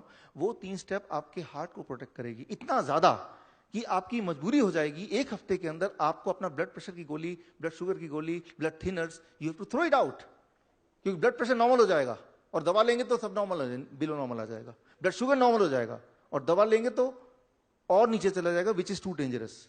स्टेप 1, आज घर जाके क्या करना है, स्टेप 1, थ्रो द स्टैटिन। उठा के देखिए नियरेस्ट डस्टबिन क्या है, वहां फेंक दीजिए। जानवरों को भी मत दीजिए, उनके लिए भी बहुत ज्यादा कोलेस्ट्रॉल वाली। Thank you friends. कोलेस्ट्रॉल की दवा कौन सी है, कोई भी दवा में लास्ट में स्टैटिन लिखा होगा तो that is a medicine for cholesterol, right, statin. अब इसको थोड़ा समझने की जरूरत है, ये क्या करती है और आपको क्या करना है सेकेंड एंड थर्ड स्टेप के लिए। आप सांसें ले रहे हैं, you take oxygen in, then up is the carbon dioxide out. जब कार्बन डाइऑक्साइड बाहर आया, यहां से शुरू होती है कोलेस्ट्रॉल की कहानी। कैसे, समझिए इसको। वो कार्बन डाइऑक्साइड कहां गया, वो प्लांट के अंदर गया, प्लांट टेक इट, और वो वाटर H2O के साथ मिला के सनलाइट के प्रेजेंस में उसको बना देता है ग्लूकोज। ग्लूकोज यानी कि फूड, यानी कि फ्रूट्स या वेजिटेबल्स, वो खाना हम खाते हैं और खाते ही एक केमिकल बॉडी बनाता है एसिटाइल CoA, एसिटाइल कोएंजाइम, और वो वाला केमिकल एक और केमिकल बनाता है, इसे कहते हैं HMG कोएंजाइम, और वो केमिकल फिर एक इंपॉर्टेंट केमिकल मेवोलिनिक एसिड बनाता है या मेवोलिनेट पाथवेज बनाता है, राइट। ये थोड़ा कॉम्प्लिकेटेड है लेकिन अभी आसान हो जाएगा। और इससे कई सारे केमिकल्स बनते हैं, इनमें से एक केमिकल है कोलेस्ट्रॉल, राइट, इनमें से एक केमिकल है कोलेस्ट्रॉल। इस तरह से कोलेस्ट्रॉल की पैदाइश होती है। अब इनमें से जो ये केमिकल है, इनका कुछ काम है, इसका कुछ काम है, इसका कुछ काम है, इसका कुछ काम है, तभी बॉडी बना रही है। सारे इंपॉर्टेंट है, सारे जरूरी है हमारे बॉडी के लिए। जब आप कोलेस्ट्रॉल की दवा लेते हैं तो वो दवा कोलेस्ट्रॉल कम कैसे करता है, वो दवा यहां पे काम करता है, इसको ब्लॉक कर देता है यहां पे। तो यहां ब्लॉक हुआ तो क्या हुआ, कोलेस्ट्रॉल बनना बंद हो गया, लेकिन साथ में क्या हुआ, और बाकी सब भी बंद हो गए। अब इनमें सबसे इंपॉर्टेंट है दिस CoQ10। CoQ10 को आप क्या बोल सकते हैं, CoQ10 ये केमिकल क्या करता है, it is very simple. Spark plug आपने देखा, उस स्पार्क प्लग में नीचे यहां पे थोड़ा सा ये जो स्पार्क होता है, right, this is a stone, और जिससे हमारी गाड़ी स्टार्ट होती है। CoQ10 is a spark plug of the body, spark plug for the heart.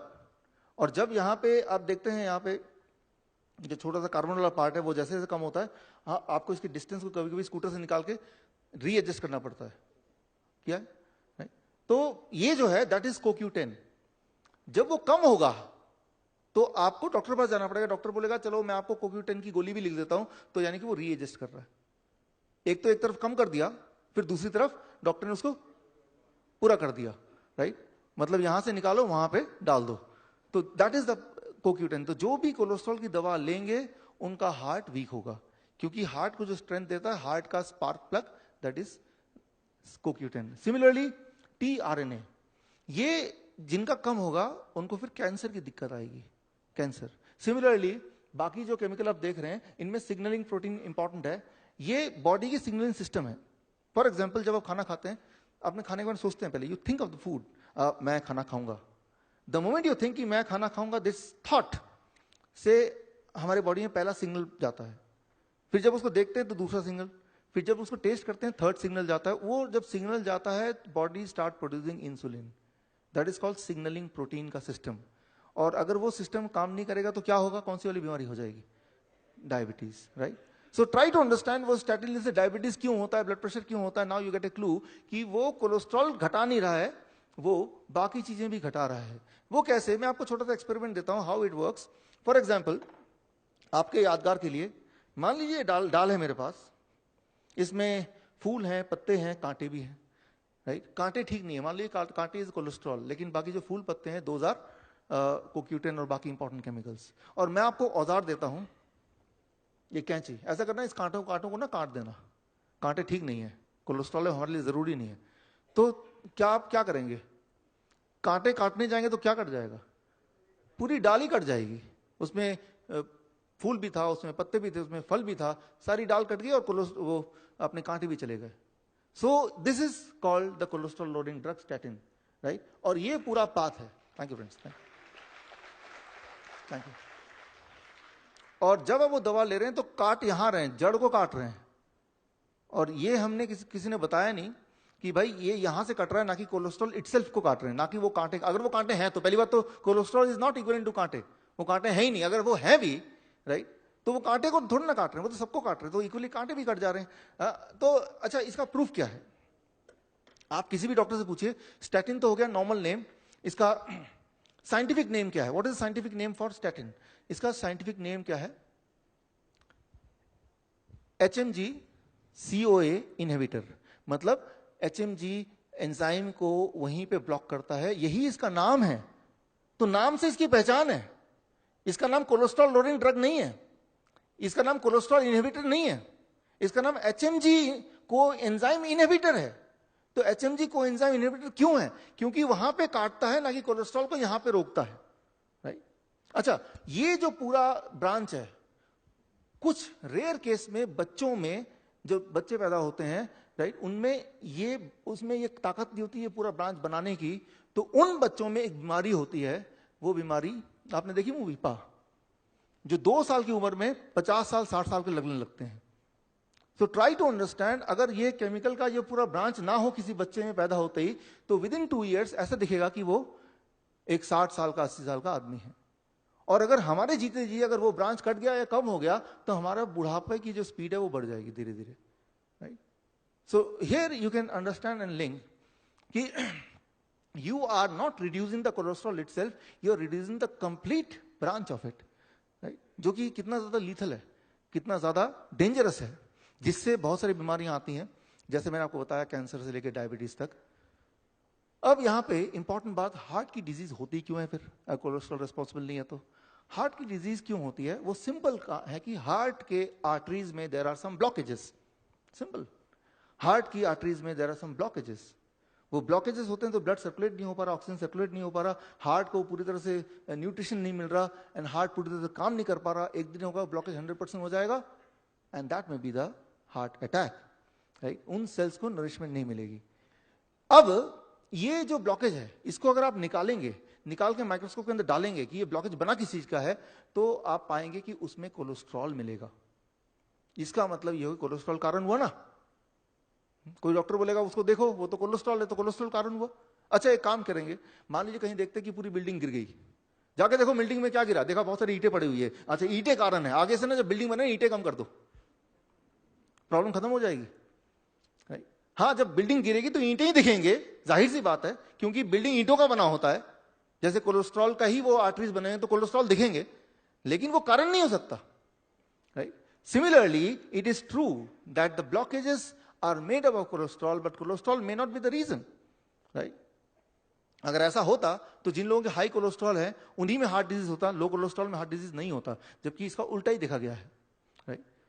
अब पहला। दूसरा सबसे इंपॉर्टेंट बात, अगर कोलेस्ट्रॉल की वजह से ब्लॉकेज होता है तो कभी भी ब्लॉकेज वेन्स में क्यों नहीं होता? देखिए, दो तरह के ब्लड वेसल्स हैं। एक तो वो ब्लड है जो साफ ब्लड यानी कि हार्ट से खून को बॉडी में सर्कुलेट करता है, और दूसरा वो ब्लड वेसल है जो बाकी ऑर्गन से खून को वापस हार्ट में ले जाता है, यानी गंदा खून को ले जाता है। सो नीले कलर का है वेन्स, लाल कलर का है आर्टरीज। अगर और कोलेस्ट्रॉल सब में एक जैसा ही सर्कुलेट करता है, तो अगर कोलेस्ट्रॉल रिस्पॉन्सिबल है ब्लॉकेज का, तो वेन्स में भी तो ब्लॉकेज होने चाहिए ना, वहां तो नहीं पाए जाते। So cholesterol can not be responsible, had it been so the blockage would have been even in the veins, क्योंकि वेन्स में भी उतना ही कोलेस्ट्रॉल फ्लो करता है जितना कि आर्टरीज में करता है। सो ये एक आर्गुमेंट है।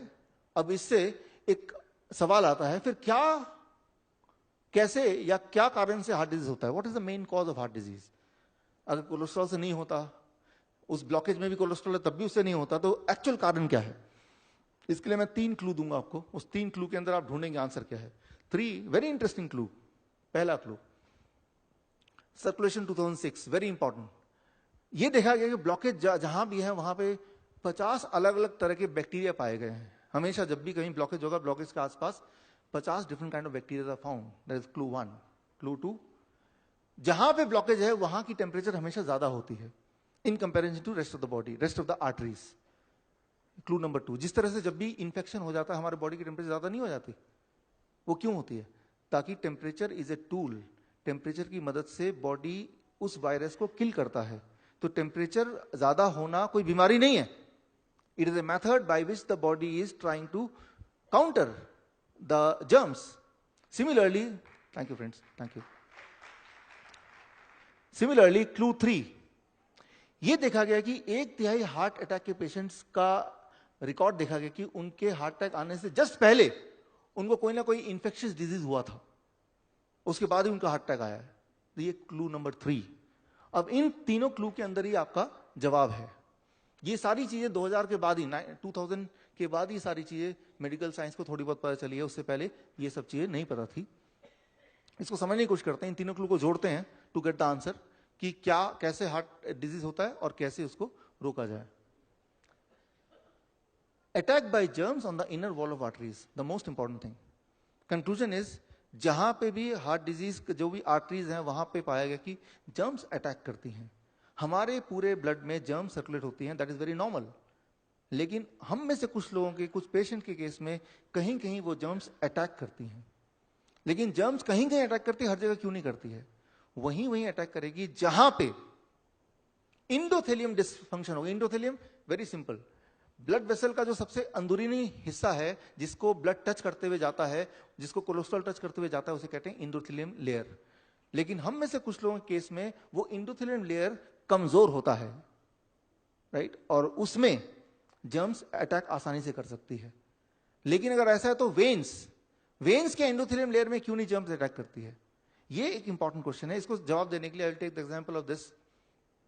मान लीजिए ये बलून है, इसके अंदर एयर का प्रेशर है। अगर एयर बढ़ा दूंगा तो प्रेशर बढ़ जाएगा ना इसका। अगर इसका प्रेशर बढ़ जाएगा तो इसका जो आउटर लेयर है या इनर लेयर है उसका डैमेज के चांसेस ज्यादा हैं, या प्रेशर कम रहेगा तो चांसेस ज्यादा है? पहला या दूसरा? प्रेशर ज्यादा होगा तो डैमेज होना आसान है, ये तो क्लियर है हमें। अब देखिए, ह्यूमन बॉडी में हमेशा क्या होता है कि आर्टरीज के अंदर जो ब्लड प्रेशर होता है वो कम से कम 100 गुना ज्यादा होता है in comparison to the blood pressure in the veins. Arteries के वॉल्स में जो प्रेशर होता है वो 100 टाइम ज्यादा होता है, यानी कि वहां पे डैमेज होने की पॉसिबिलिटी ज्यादा होती है, यानी कि वहां पे जर्म्स अटैक आसानी से कर सकते हैं, राइट। लेकिन एंडोथेलियम लेयर, पहला तो एंडोथेलियम लेयर कमजोर हो, ऊपर से प्रेशर ज्यादा है, दोनों मिला के जर्म्स के लिए आसान हो जाता है वहां अटैक करना। अब क्वेश्चन ये है कि अंदर का एंडोथेलियम लेयर यानी कि इनर लेयर कमजोर क्यों होता है? उसका कारण है लो नाइट्रिक ऑक्साइड प्रोडक्शन। जब भी आपका बॉडी के अंदर नाइट्रिक ऑक्साइड प्रोडक्शन कम होगा तब एंडोथेलियम लेयर डैमेज होगा। जब भी वो डैमेज होगा जहां जहां प्रेशर ज्यादा है वो तो आर्टरीज में होती है, जर्म्स बॉडी में ऑलरेडी सर्कुलेट कर रहे हैं, वो सब में होता है, वो जर्म्स वहां अटैक करेंगे। जब वो अटैक करेंगे तो क्या होगा, वहां पे घाव हो जाएगा। घाव को भरने के लिए कोलेस्ट्रॉल आएगा बचाने के लिए, और वो भरने की कोशिश करेगा। अगर घाव जल्दी भर गया तो ब्लॉकेज नहीं होगा, लेकिन अटैक जारी रहा, नाइट्रिक ऑक्साइड प्रोडक्शन ऑलरेडी कम रहा और ये लंबे समय तक रहा, then it becomes blockage, right. तो कोलेस्ट्रॉल का रोल है हार्ट को बचाने के लिए, ना कि उसका रोल है कि वही हार्ट के ब्लॉकेज करने के लिए। बट उस प्रोसेस के through, thank you friends, thank you, but उस प्रोसेस के थ्रू जब वो प्रोसेस चल रहा है, तब अगर एंडोथेलियन लेयर कमजोर ही रहता रहे और जर्म्स ज्यादा हो बॉडी में, इंफेक्शन पहले से ही हो, कोई वायरल फीवर ऑलरेडी चल रहा हो, दैट इज द टाइम जब वो इंफेक्शन जीत सकता है, right, in comparison to cholesterol. उस लड़ाई में that will form the blockage, right. So यहां पे इंपॉर्टेंट है attack by germs on weak arteries on the inner wall, जिससे इन्फ्लेमेशन कहते हैं। इन्फ्लेमेशन को हिंदी में बोलेंगे सूजन। सूज जाता है ना बाहर, जो बाहर कभी सूज जाता है, कभी किसी के पांव में मोच आ गए तो सूज जाता है। सूजना कोई बीमारी नहीं है, सूजना एक प्रोटेक्शन है, रिपेयर मैकेनिज्म है बॉडी का। सिमिलरली अंदर भी सूज जाता है, लेकिन अगर नाइट्रिक ऑक्साइड प्रोडक्शन कम रहती रहे, इन्फेक्शन लगातार अटैक करते रहे, तो उसको मैनेज करने के कोलेस्ट्रॉल वहां पे जमता रहे, सम टाइम वो ब्लॉकेज ज्यादा हो गया, फ्लो ब्लॉक हो गया, that is called heart disease, that is called heart attack, right. So यहां पे कुल मिला के कुछ ऐसा आता है, इन्फ्लेमेशन, उसमें cholesterol try to cover it up and that leads to blockages. तो अब सोल्यूशन क्या है, व्हाट इज द सोल्यूशन, क्या करना होगा? सिंपली, अच्छा बताइए क्या सोल्यूशन है? यहां पे क्या हो जाए तो ये सारा प्रोसेस बीच में रुक सकता है? Nitric oxide. सिंपल सोल्यूशन कि अगर हम कुछ ऐसा करें कि हमारी बॉडी की नाइट्रिक ऑक्साइड प्रोडक्शन को दोबारा से बढ़ा दें, जैसे ही वो बढ़ाएंगे तो सारा चीज बैलेंस में आ जाएगा। कितनी देर में? कुछ दिनों में बैलेंस में आ जाएगा, विद इन फ्यू डेज। अब वो फॉर्मूला क्या है? वो फॉर्मूला क्या है जिससे कि नाइट्रिक ऑक्साइड प्रोडक्शन बढ़ जाएगा? दिस मीन्स कि अब जो आने वाला है ये आपके पूरे लेक्चर का सबसे इंपॉर्टेंट पार्ट है, क्योंकि इसी को आपको कल से या आज से फॉलो करना है। The most important part, formula to cure heart disease, that you know, nitric oxide production. अगर नाइट्रिक ऑक्साइड प्रोड्यूस होगा ज्यादा तो ऑटोमेटिकली वो सारी चीजें will be taken care of. अब सवाल यह था कि what I should do right now so that my body produce enough nitric oxide, right? ये आपका सिर्फ एक सवाल है। उसका जवाब ये है, स्टेप 1 मैंने आपको ऑलरेडी बताया था। स्टेप 1 क्या था? बताया था मैंने, throw the statin. Why? Because statin क्या करता है, वो नाइट्रिक ऑक्साइड के प्रोडक्शन में बीच में आता है, right? It hampers the production of nitric oxide. तो पहले तो वो सारी चीज उठा के फेंको जो नाइट्रिक ऑक्साइड प्रोडक्शन के बीच में बाधा डलती हो, तभी तो हम कुछ कर पाएंगे, राइट? सो यहां पे कुछ लोग हम मुझे बोलते हैं, डॉक्टर साहब मैं वो दवा भी लेता रहूं और आप जो बता रहे हैं खाने पीने का वो भी चलता रहेगा। मैं बोलता हूं वो तो कुछ ऐसा हुआ ना कि आप कीचड़ लगी हुई, आप नहा भी रहे हो, कोई कीचड़ मार भी रहा है आप पे, तो कभी भी वो दिन नहीं आएगा जब आप पूरी तरह से क्लीन हो जाओगे। पहले वो कीचड़ को रोको, अब आप नहाओ, तभी तो क्लीन होंगे ना, right? So in the same way, पहले वो तो थ्रो करना पड़ेगा, तभी जाके ये इफेक्ट काम आएगा, बिकॉज उसकी वजह से तो ऐसा हो रहा है। Okay, now step 2, increase production of nitric oxide के लिए स्टेप 2, ब्रेकफास्ट। ये बड़ा ही सिंपल है। 12 बजे तक आप एक ब्रेकफास्ट का नियम लगा दीजिए, जो हम में से बहुत सारे लोगों ने ऑलरेडी लगाया हुआ है। जैसे आपका मुझे ब्रेकफास्ट करना है तो मेरे बॉडी का वेट है 70 kg। जितना आपका बॉडी का वेट है इंटू 10, यानी कि कितना हो गया मेरा 700। अब उसको ग्राम में कन्वर्ट कर दीजिए, 700 ग्राम, उतना फल। मान लो किसी का वेट है बॉडी का 100 kg, इंटू 10 कितना हो गया 1000 ग्राम, यानी कि 1 किलो, राइट? और उतना फल, कौन से वाले फल? जो आपका मन करे। Seasonal fruits. सीजनल फ्रूट कौन से होते हैं? जो सस्ता मिलता है वो सीजनल फ्रूट्स, राइट? तो जो सस्ता नहीं मिले वो सीजन का नहीं है, तो और अच्छा, पैसे भी कम खर्च होंगे। कौन से वाले फ्रूट्स? Seasonal fruits. कौन से वाले सीजनल फ्रूट्स? जो आपका मन करे वो वाले। अरे मैं तो डायबिटिक हूं, तो फिर तो आपको आम ज्यादा खाने चाहिए, कम से कम 2 किलो, राइट? तो और गन्ने का जूस वो 2 गिलास 3 गिलास चल जाएगा कम से कम। तो हमारा जो डायबिटीज कैंप होता है, जिसके बारे में विजय जी ने आपको बताया, 3 दिन का होता है कभी कभी, उसमें जो डायबिटिक पेशेंट आते हैं तो पहला नियम ये होता है कि वो दवा बाहर फेंके, और दूसरा नियम कि वो तैयार हो इस चीज के लिए कि दिन में 2 किलो आम खाएंगे और गन्ने का जूस देंगे तो पहले दिन ही पिएंगे। और अगर ऐसा वो करते हैं तो वो खुद ही सरप्राइज रहते हैं, within first 3 days they are cure of diabetes, पूरी तरह ठीक हो गए। Right, thank you. यहां भी आप में से बहुत सारे डायबिटिक एजुकेटर ऑलरेडी हैं जो पहले कभी पेशेंट थे, and now you are enjoying mangoes जो आपने इतने सालों में नहीं खाया, और वो सारा आप खा रहे हैं और शुगर लेवल मेंटेन है। तो यहां पे मैं बोलना चाह रहा हूं कि 12 बजे तक आपको सिर्फ इतना करना है कि जो भी आपके पेट में जाए इट शुड बी फ्रूट्स।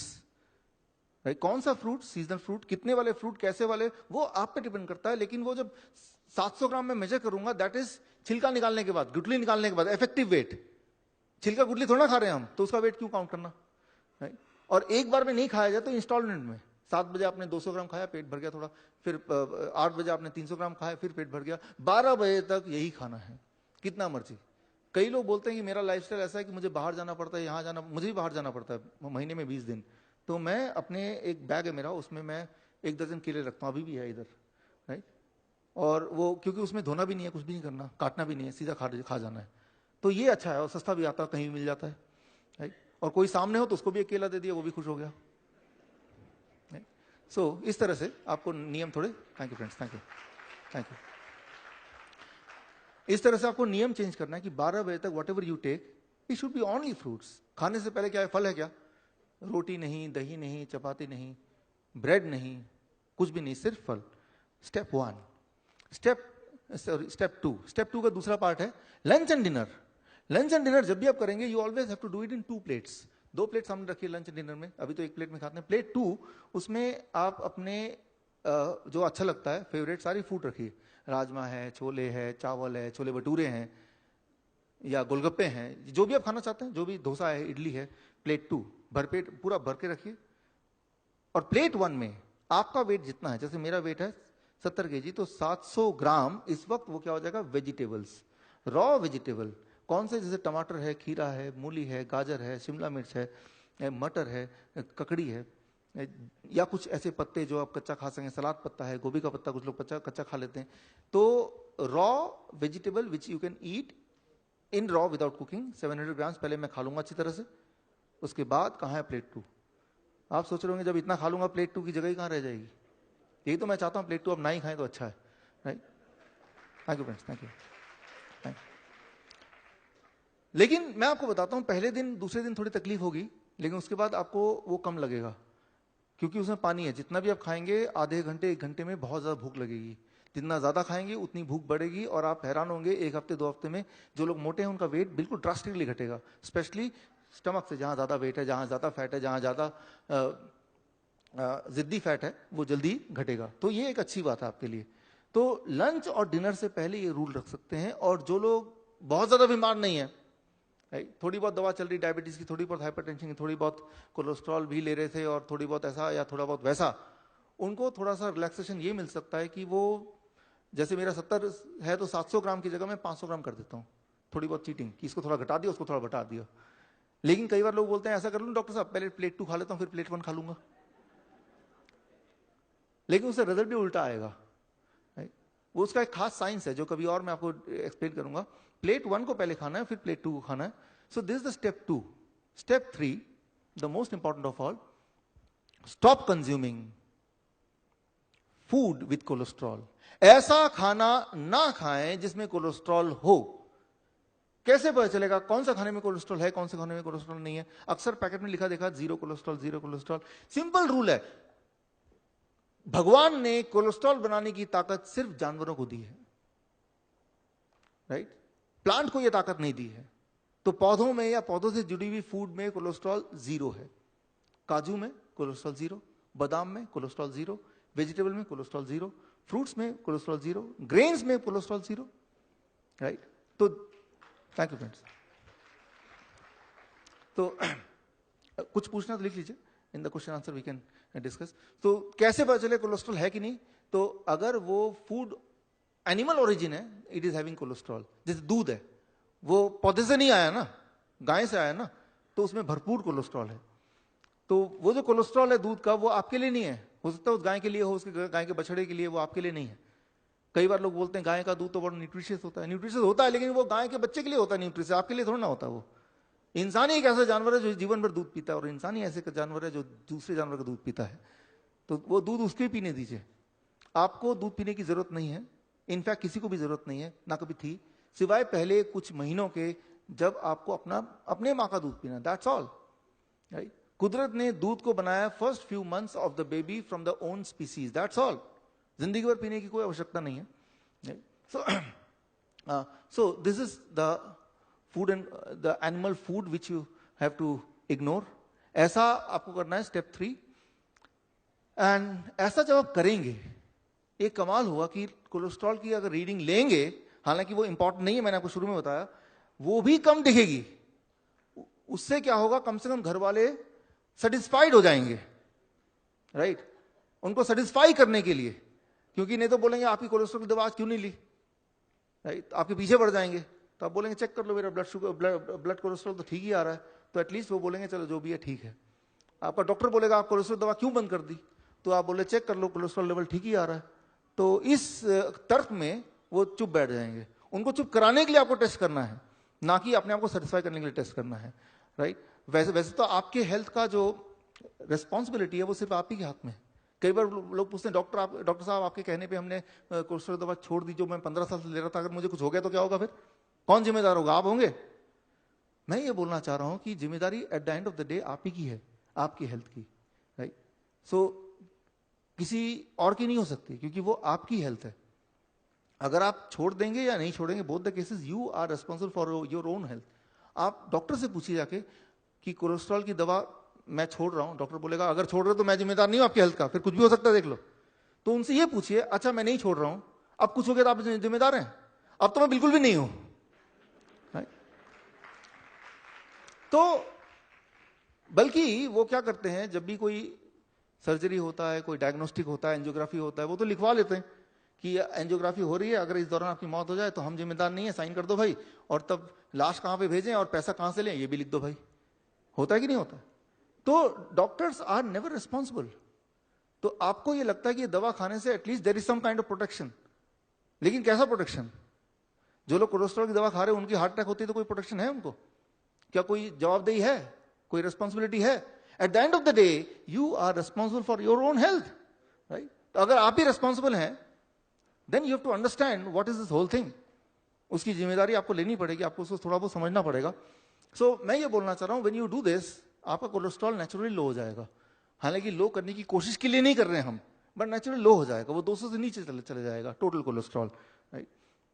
सो अब ये जो मैंने बताया ये कोई मेरा इन्वेंशन नहीं है कि मैंने ऐसा देखा, ये पहले से ही साइंटिफिकली प्रूवन है मेडिकल साइंस में, जर्नल्स में। उसके लिए मैं आपको एक ट्रायल बताता हूँ। ओस्लो स्टडी 1975 में हुआ था, कई साल तक चला था। इसमें सारे लोगों का एनुअल कोलेस्ट्रॉल कम कर दिया, मतलब एनिमल फूड जीरो कर दिया, दूध जीरो कर दिया। तो क्या हुआ, सारे पॉपुलेशन का कोलेस्ट्रॉल लेवल नॉर्मल आ गया, नीचे आ गया। लेकिन इंटरेस्टिंगली हार्ट डिजीज का डेथ रेट नीचे नहीं आया। ट्राई टू अंडरस्टैंड, कोलेस्ट्रॉल कम हो गया लेकिन डेथ रेट कम नहीं हुआ, हार्ट डिजीज कम नहीं हुई। फिर क्या हुआ, 2006 में ओस्लो 2 एक और स्टडी हुआ। इसमें एनिमल फूड कम कर दिया, दूध कम कर दिया, साथ में ऑयल कम कर दिया, जीरो ऑयल। इस बार कोलेस्ट्रॉल नीचे आ गया, डेथ रेट भी नीचे आ गया। यानी कि एक चीज और जोड़ लीजिए, आपके हार्ट का प्रोटेक्शन के लिए try to reduce the amount of oil in the food, right. Low oil low heart disease, right. ये एक इंपॉर्टेंट बात है। क्यों? ऑयल क्या करता है, ये बहुत इंटरेस्टिंग है। इसको समझाने के लिए मैं एक एग्जांपल लेता हूं। मान लीजिए आप एनिमल फूड से, दूध से या चिकन अंडे से आप फैट निकालिए, उसको माइक्रोस्कोप के अंदर डालिए, उसके अंदर जो दिखेगा वो ऐसा दिखेगा, स्ट्रेट लाइक दिस। अब कोई भी प्लांट ले लीजिए, पौधा ले लीजिए, फ्रूट्स ले लीजिए, वेजिटेबल ले लीजिए, उसके अंदर से आप फैट निकालिए और माइक्रोस्कोप के अंदर डालिए, वो फैट कैसा दिखेगा? That fat will look like this, इस तरह टेढ़ा मेढ़ा, राइट। ये है एनिमल फैट, ये है प्लांट फैट, राइट। अब आप बताइए, मैं दोनों आपको दे दूं, बोलूं कि इन दोनों में को आपको ठीक से कलेक्ट करके रखना है, कौन सा कलेक्ट करके रखना है के ऊपर एक आसान होगा, एनिमल फैट या प्लांट फैट? Animal fat. तो जब फैट फ्लो करता है ब्लड स्ट्रीम में, तो जहां पे इन्फ्लेमेशन होता है एनिमल फैट वहां पे सेटल हो जाता है, जमता रहता है। उससे क्या होगा? What will become? That is the blockage. But the plant fat वो जम नहीं सकता because of its structural changes, right? अब जो ऑयल है, ऑयल वो एनिमल से आया कि प्लांट से आया? मोस्टली प्लांट से आया। तो उसका जो फैट है लाइक दिस, लेकिन उसको जब आप हीट करेंगे, आप तो ऑयल ऐसे नहीं पीते ना, you heat it.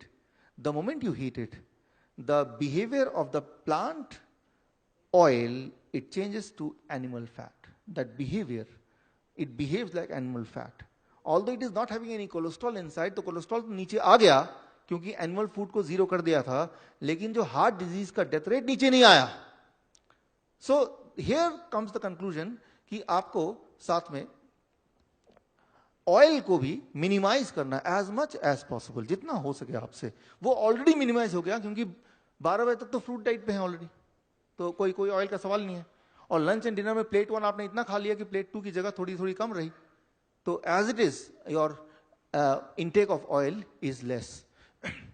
और ये चीज कई सारे पब्लिकेशन में आया। जो एक लेटेस्ट है 2005 में 10 साल की study, Lyon diet heart study, ये बहुत ही फेमस स्टडी है। इस स्टडी में भी जो मैंने अभी थ्योरी बताई, ये सारा कुछ इसमें भी दिया गया कि भाई अगर कोई इंसान ऐसा करेगा जैसे मैंने अभी आपको बताया, then what will happen? 23% reduction in death, 21% reduction in cancer and 24% reduction in heart disease. These are things you can expect, right? ये सिंपल फॉर्मूला है, इससे क्या क्या इंपैक्ट और भी आएगा, व्हाट आर द इंपैक्ट? जैसे ही आप ये शुरू करेंगे, यहां एक वार्निंग है, वार्निंग। जैसे ही आप शुरू करेंगे, पहले 3 दिन के अंदर ही you'll be forced to stop your blood sugar medicine and reduce your insulin intake। जो लोग इंसुलिन पे हैं, पहले 3 दिन में ब्लड शुगर नॉर्मल होगा, ब्लड प्रेशर नॉर्मल होगा। पहले 7 दिन में कोलेस्ट्रॉल लेवल डाउन हो जाएगा, इंटेस्टाइनल प्रॉब्लम खत्म हो जाएगा, हाई ब्लड प्रेशर की दवा छोड़नी पड़ेगी, नहीं तो वो लो ब्लड प्रेशर कन्वर्ट हो जाएगा। थायराइड की दवा छोड़नी पड़ेगी, नहीं तो हाइपोथायराइड हाइपरथायराइड में कन्वर्ट हो जाएगा। ट्राई टू अंडरस्टैंड कि बॉडी में 1 हफ्ते के अंदर ही वो चेंजेस दिखेंगे कि you will be forced to stop the medication. If you don't do it, it will become dangerous. Low blood sugar हो जाएगा, हाइपरथायराइड हो जाएगा, लो ब्लड प्रेशर हो जाएगा, उल्टा होने लगेगा।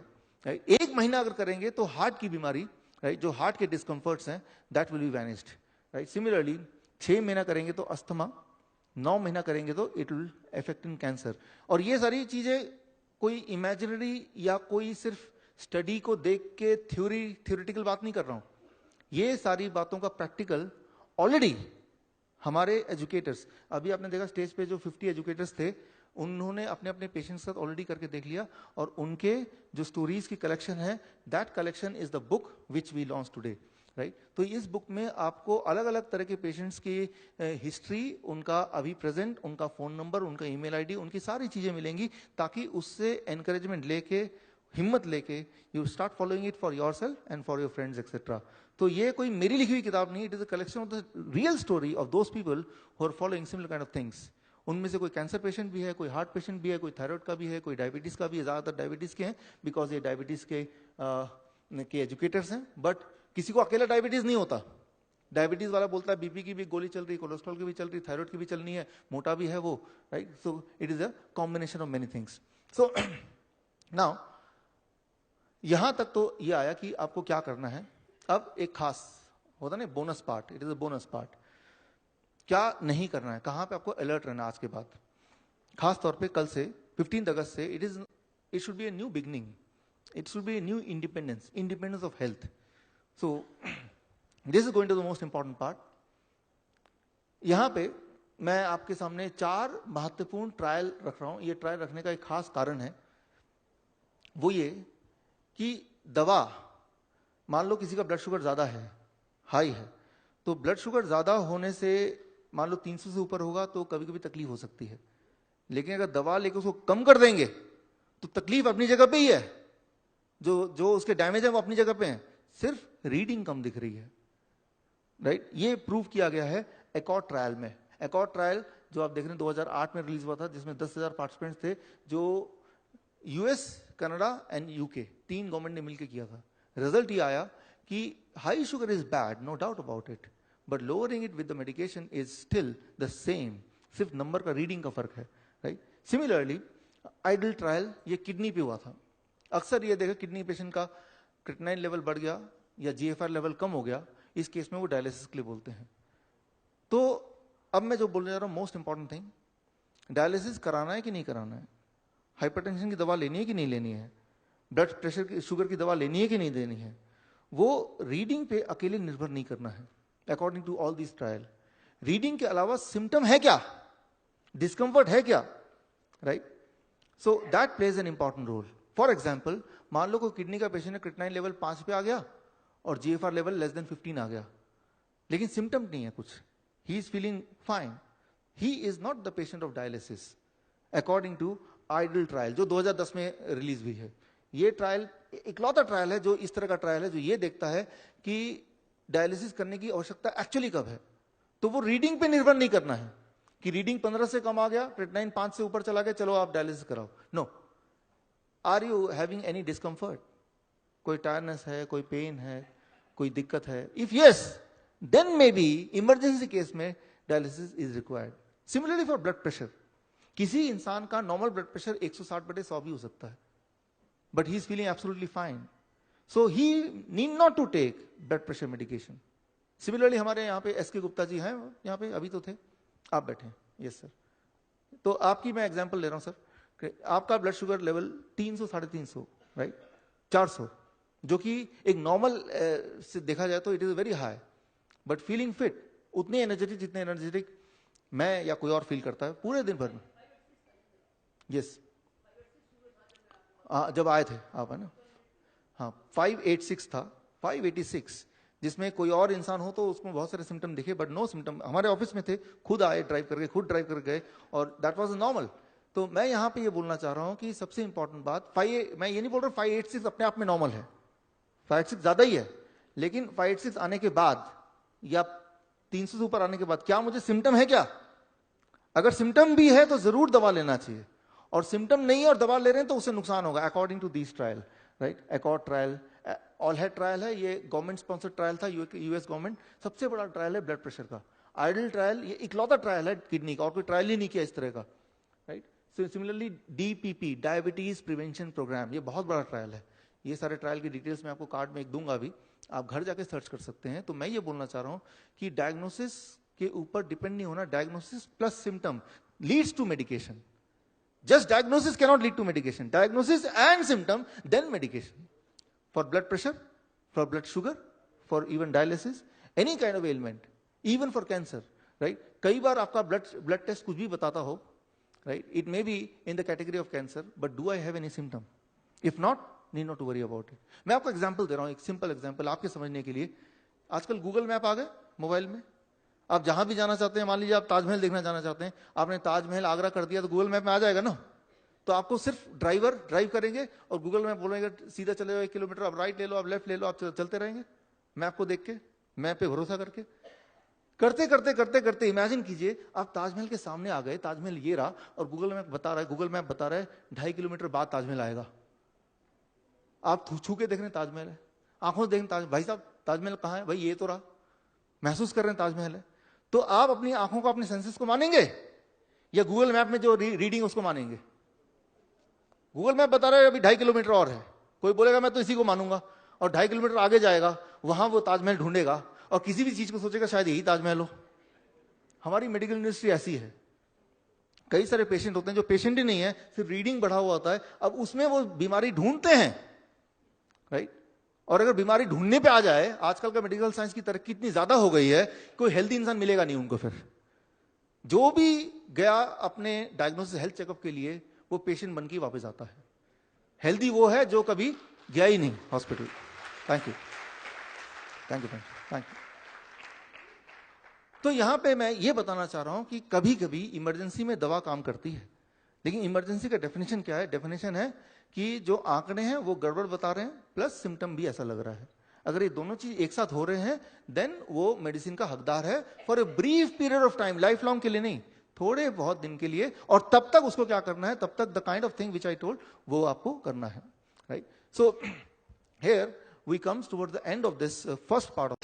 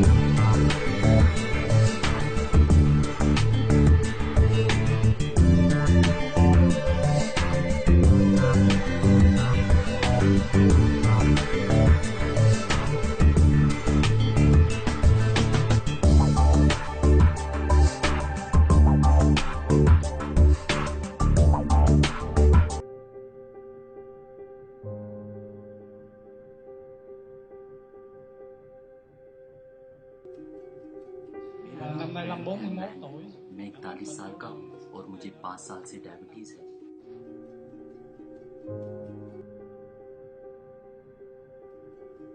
मैं ली पी च्यू हूँ और 70 साल की हूँ। 20 साल पहले जब मुझे पता चला कि मैं डायबिटिक हूँ, तब मैं बहुत रोई थी।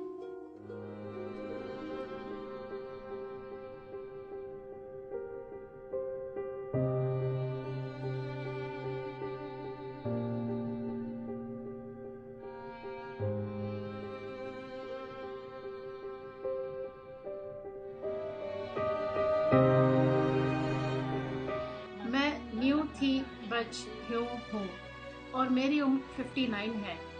मैं 20 साल से डायबिटिक हूँ। मैं मीट मछली खाए बिना नहीं रह सकती हूँ।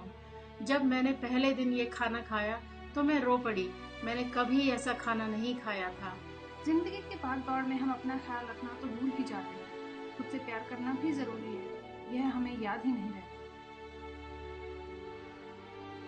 अपने लिए तो हम कभी जीते ही नहीं, बस अपनी आंखों पर एक नोरेक्स की पट्टी बांधकर चलते रहते हैं। ठीक वैसे ही जैसे हम इस workshop journey to recover the body में इंस्ट्रक्टर की कमांड पर अपनी आंखों पर पट्टी बांधकर गिरते पड़ते चल रहे हैं।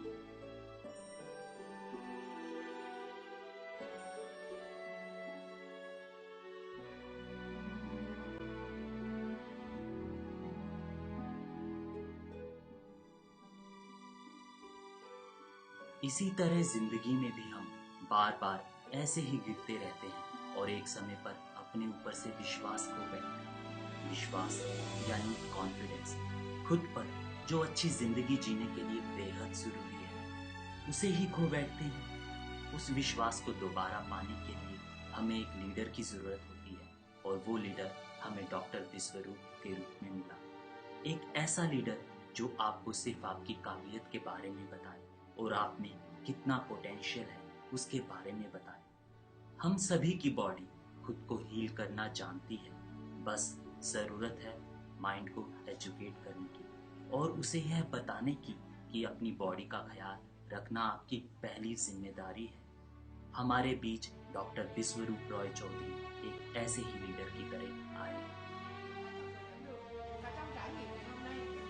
Người dẫn đường xuất hiện giống như một cái thông điệp là thầy Vi mang đến cho chúng ta một cái người dẫn đường, hướng dẫn một cái người dẫn đường đã thấy một kết quả.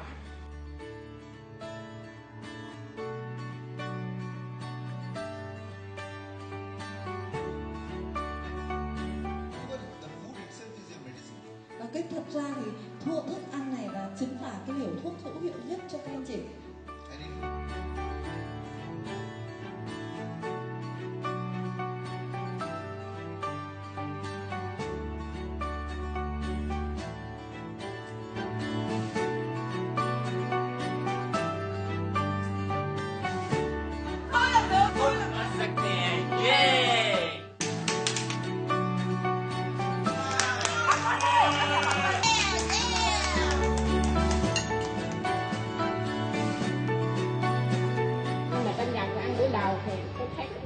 इस workshop के पहले दिन खाना खाकर मैं बहुत निराश, पर तीसरे दिन रिजल्ट देखकर मैं बहुत खुश हूँ। थैंक्स टू डॉक्टर विश्वरूप रॉय। मैं 41 साल का हूँ। मुझे 5 साल से डायबिटीज है और अब 3 दिन के बाद मेरी रिपोर्ट बिल्कुल नॉर्मल है। पिछले 2 साल से डायबिटीज है। मैं अब किसी दवाई और डॉक्टर पे डिपेंडेंट नहीं हूँ। मेरी डायबिटीज अब बिल्कुल ठीक हो गई है। यस।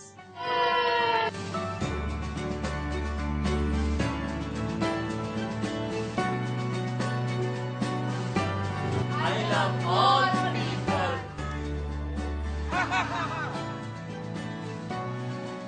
मेरा नाम हेमंत खान्ना है और मैं 44 साल का हूँ। मुझे यहाँ समय का एहसास ही नहीं हुआ। मुझे लगता है मैंने 44 सालों में पहली बार कोई अच्छी बात सीखी है। मुझे लगता है यहाँ बैठे लोगों की बदकिस्मत खुल गई है। डॉक्टर विश्वरूप रॉय चौधरी हमारे लिए एक नई रोशनी बनकर आए हैं।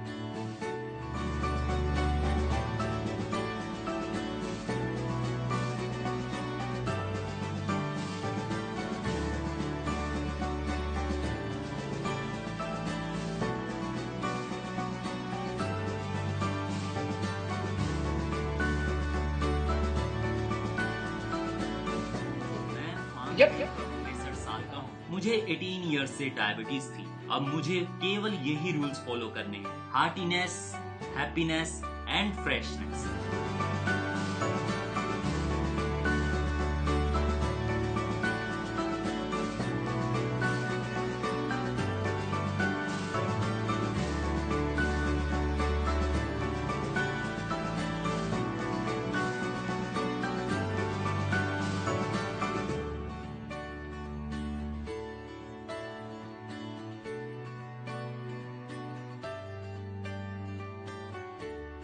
Ngày đầu tiên buổi sáng sớm workshop के पहले दिन मेरा फास्टिंग शुगर लेवल 254 था, सेकंड डे ये 175 और तीसरे दिन कमाल हो गया 126। मैं 44 इयर्स की हूँ, मुझे अब कोई बीमारी नहीं है। मैंने अपना हॉस्पिटल में चेकअप कराया है। इस डाइट प्लान और लाइफस्टाइल के साथ मैं एक बहुत बेहतर और खुशहाल जिंदगी जी सकती हूँ। thì tôi tin chắc वो था 67 साल का हूँ। मुझे पिछले 17 साल से डायबिटीज थी। आई बिलीव अपने आप को हेल्दी रखने का डॉक्टर रॉय चौधरी का ये बहुत ही बेहतरीन तरीका है और अब मैं बिल्कुल ठीक हूँ।